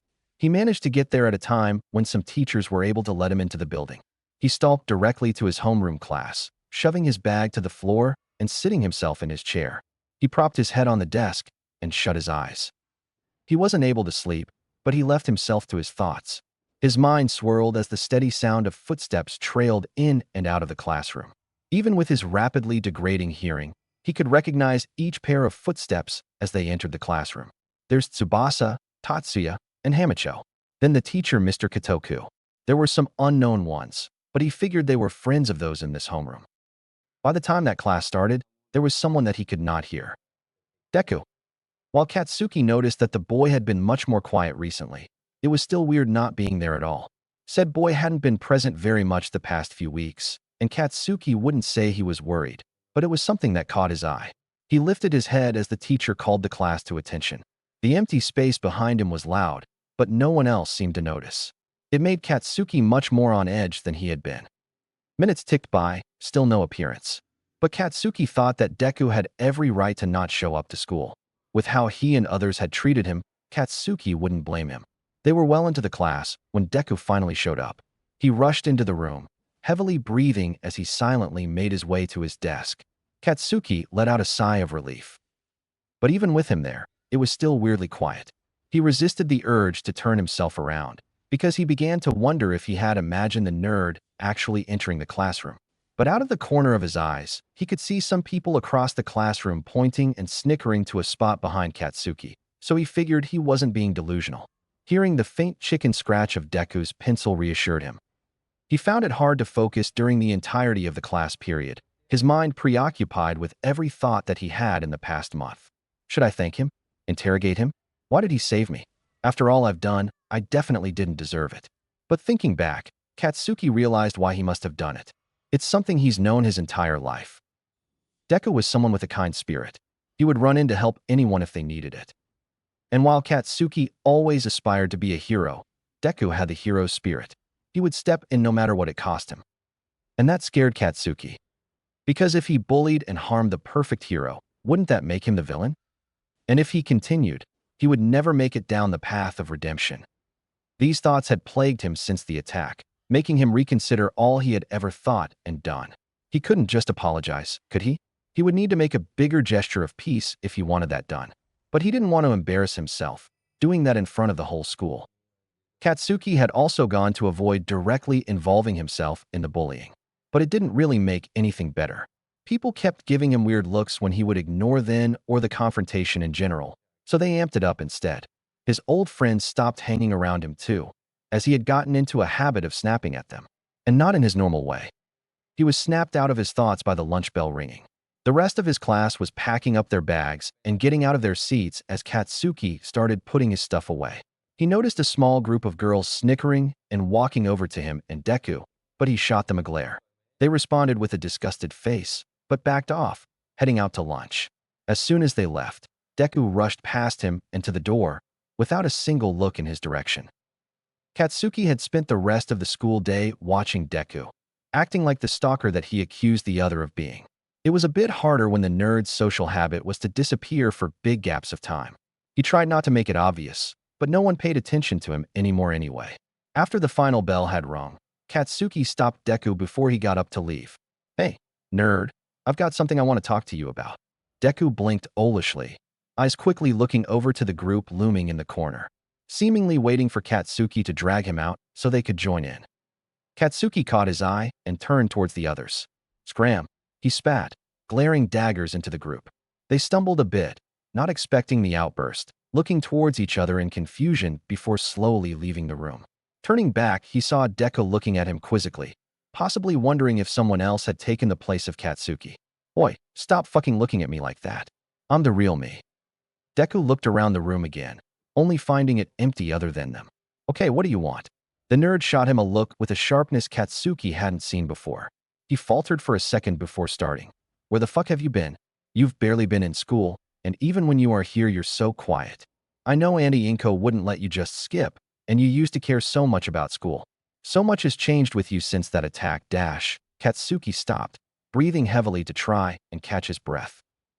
Deku just stared at him, face going slack. "You know, I could say the same about you. Don't think I haven't noticed how quiet you've been. Feeling a sense of pity now, huh?" Katsuki balked. This wasn't the Deku he knew. This had to be a mistake. "Hey, I've stopped beating you up, and all that other stuff. He scrambled to find his foothold in the conversation, keeping himself from slipping into insanity. Something wasn't right. Just because you've backed off doesn't mean everyone else has. Deku took a step forward, green eyes locking with Katsuki's red. You've only become a bystander, Bakugo, and that is no better than you were before. And with that he grabbed his bag and left the classroom, leaving Katsuki alone and reeling. Bakugo, Bakugo, Bakugo. That's what he had called him. Just one word had Katsuki spiraling. He had to keep telling that Deku was real, and not some figment of his guilty imagination or a doppelganger. But he deserved it, really. Deku wasn't the same person he was before. He had grown. And Katsuki didn't. He still resorted to petty elementary school drama and tricks, but they had grown up. Katsuki didn't want to become a villain. He didn't want to end up like his classmates in the path he saw them going on. But he didn't know how to stop himself. There was a knock on his bedroom door as Katsuki was in one of his episodes. He didn't look away from his ceiling, laying flat on his back. "Go away," he yelled, but he knew it was no use. The door opened and his mother stepped in. "Katsuki, that is no way to speak to your mother." She walked over and sat on the corner of his bed. "This isn't healthy for you, Kats, and I think you know it too." Katsuki finally spared a glance at Mitsuki, her eyes full of concern. "Matsuru and I had a proposition. You haven't been doing well, and you won't talk to us about it." She started, and Katsuki raised an eyebrow. "We would like you to consider getting a therapist." She finished. Katsuki shot up. "I'm not fucking weak. I don't need help." He growled. Mitsuki sighed. "I'm not saying you're weak, Kats. And everyone needs a little help. You've gone through a traumatic experience at such a young age. It only makes sense." He knew his mother was an unstoppable force, and he figured that was the same here. He sighed, "Fine," and Mitsuki's face grew into a victorious grin. Chapter 9. Changes. Izuku Midoriya was confused. Sure, he was confused in general, but in this scenario it was more directed towards one person. Katsuki Bakugo. Hearing him try and defend himself was something unexpected. He wasn't even sure what to think about it. Bakugo hadn't even apologized, his words barely landing on an excuse. Though Izuku shouldn't have expected that anyways, it was Bakugo he was talking about. Izuku was almost surprised. It was almost a 180-tone shift from the last time he had spoken to him. The tone of voice wasn't quite concerned, but it wasn't outright angry. And no matter how much Izuku tried to brush it off, it still left his mind reeling. When the teen had called him over, Izuku had braced himself for the worst. His body set and ready to either run or defend himself, whatever came first. But he hadn't even needed to do that. Bakugo just yelled. Well, he normally yells, but this was a bit different than the normal yelling. Izuku thought he should feel bad that he snapped at Bakugo, but he didn't regret it a bit. It was plenty deserved in his eyes. And after that he just left. There was nothing else for him to say. What else could he have said? Izuku didn't want his bully to be apologizing to him, after all he had done, but wouldn't it be nice? Maybe he should just settle for what he had gotten. He doesn't want to extend this chase any longer than it should have gone. So Izuku will let it rest. And he will avoid any more confrontations with Bakugo, if that is all he is able to do. Izuku unlocked the door to his apartment, the silence behind it being the only thing to greet him. He shifted off his shoes as he flailed to turn the lights back on. He blinked as the living room lights blared, but continued nonetheless. Izuku shouldered off his backpack near the dining table, leaving it to grab his leftovers. He leaned against the counter as the microwave ran with his catsuit on. The house is so empty, he thought, looking out over the room before him. The single overhead light gives just a slight amount of life to the dead room. Izuku startled when the microwave beeped, stumbling over to grab his food and make his way back to the dining table. He sat in his normal spot, looking to the other side of the table with wide eyes. He'd never really felt this alone before. His mother had been home less and less recently, which makes it easier to go about his vigilante business. But it leaves an ache in his heart. He spends more time outside and roaming than he does in his own home. And maybe there is something about that leaves him feeling so lost. Like his home wasn't even his own. Izuku shook his head, pulling out his phone to quell the silence. While he is eating, he scrolls through all the recent stories on Hero News. As per usual, it is just mostly full with All Might sightings, whatever villain he managed to take down that day. But Izuku didn't even bat an eye, scrolling till he found what he wanted. New villain group or disgruntled teens. Locals have been worried about suspicious groups lurking around the Red Moor. That was something he could work with. He quickly skimmed through the entire article, finding it of increasing interest. There have been groups of people lurking around the outskirts of the Yokonobe district. This was around the spot where Izuku watched Akari get kidnapped. Maybe he would be able to find some clues or leads to the case, as he hasn't been able to get any updates from Eraserhead. He quickly cleaned up his mess before he sprinted to his room, bouncing off the walls. He slipped into his vigilante gear and darted out his window. He made haste through the streets, trying to get to the area as quickly as he could. Izuku crawled his way up a convenience store, standing atop the roof as he looked down at his map. He had marked off the general area that the article had stated, but it wasn't close enough. He didn't actually have the lead he hoped for. He had no idea where to go. He almost drops his phone as he hears a crash from below him. He looks over the edge to see some remnants of broken glass and lingering crashes from the store. The vigilante dropped down, landing in a pose he would call heroic as he tries to get a good look at the situation. Two people seem to be robbing the store, the poor clerk being held at gunpoint as the second person is rummaging through the stock. They stop and turn their head towards Izuku, their hood giving way as bright eyes locking onto his own. Izuku yelps as he is suddenly thrown backwards by an unknown force. The person in the hood steps closer to him.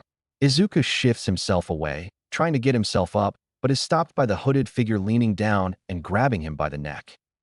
He gasped as his airway was cut off, his captor gripping tighter as he was lifted off the ground.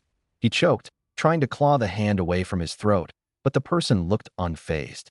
The grip kept tightening as the figure reached his unoccupied hand out towards Izuku's mask, knocking the glasses off his face and pulling down Izuku's only personal protection. The figure analyzed him, eyes widening as if he realized something. They don't know me. They don't know me. They can't know me. Izuku panicked. That's all he could say as a reason for what he had done. He shakily reached for his belt, grabbing the small switchblade that he kept there for emergencies. Flipping it open, he plunged the knife in his captor's neck, a cruel sense of irony. They gasped, quickly releasing Izuku and dropping him to the concrete below. Izuku rolled away, watching as the hooded person crumpled, a strained gurgling coming from their desiccated throat. He felt like vomiting. Izuku felt sick, but before he could shake off the adrenaline, he caught the shouting still coming from inside the store. He pulled up his mask and pushed himself to his feet, trying to shake off the feeling, but he still had stuff to do. As he walked by the body, he yanked the bloodied knife from their neck, causing a slight twitch from the figure. With blood dripping from the knife, he continued his course into the store. "Kimura, what is taking you?" The gun-armed figure shouted, turning his head towards the storefront, only finding Izuku stalking towards him. What have you done?" The villain growled, a slight shake in his voice. Izuku couldn't speak. He couldn't get himself to respond. He took a deep breath, then lifted the knife and pointed it towards the man. Drop the gun, or you'll end up like your friend out there." His voice was slightly muffled, and he hoped that hid the wavering it had. The man's eyes widened, eyes looking beyond Izuku and to the person outside. He dropped the gun, then tried to dart past the vigilante. Izuku stuck out his leg, tripping the man who fell to the floor with a crack that Izuku could only assume was his nose. He turned towards the store clerk. "Do you, have any sort of rope?"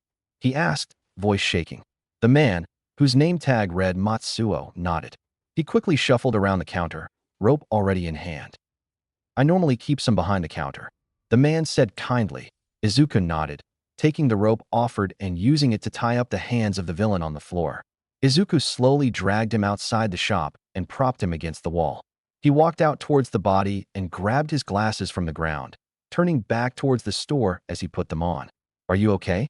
I know that must have been a bit of a shock. You should also call the cops or something."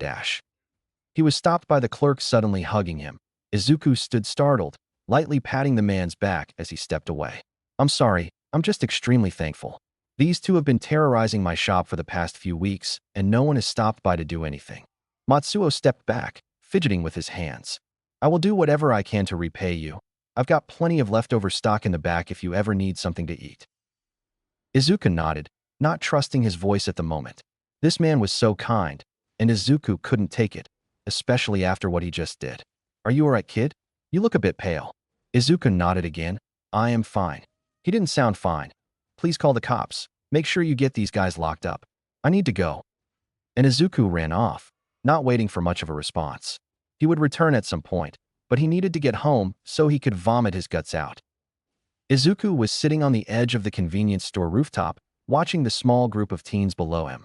They laughed and shoved each other around, the soft little rings signifying that they entered the store.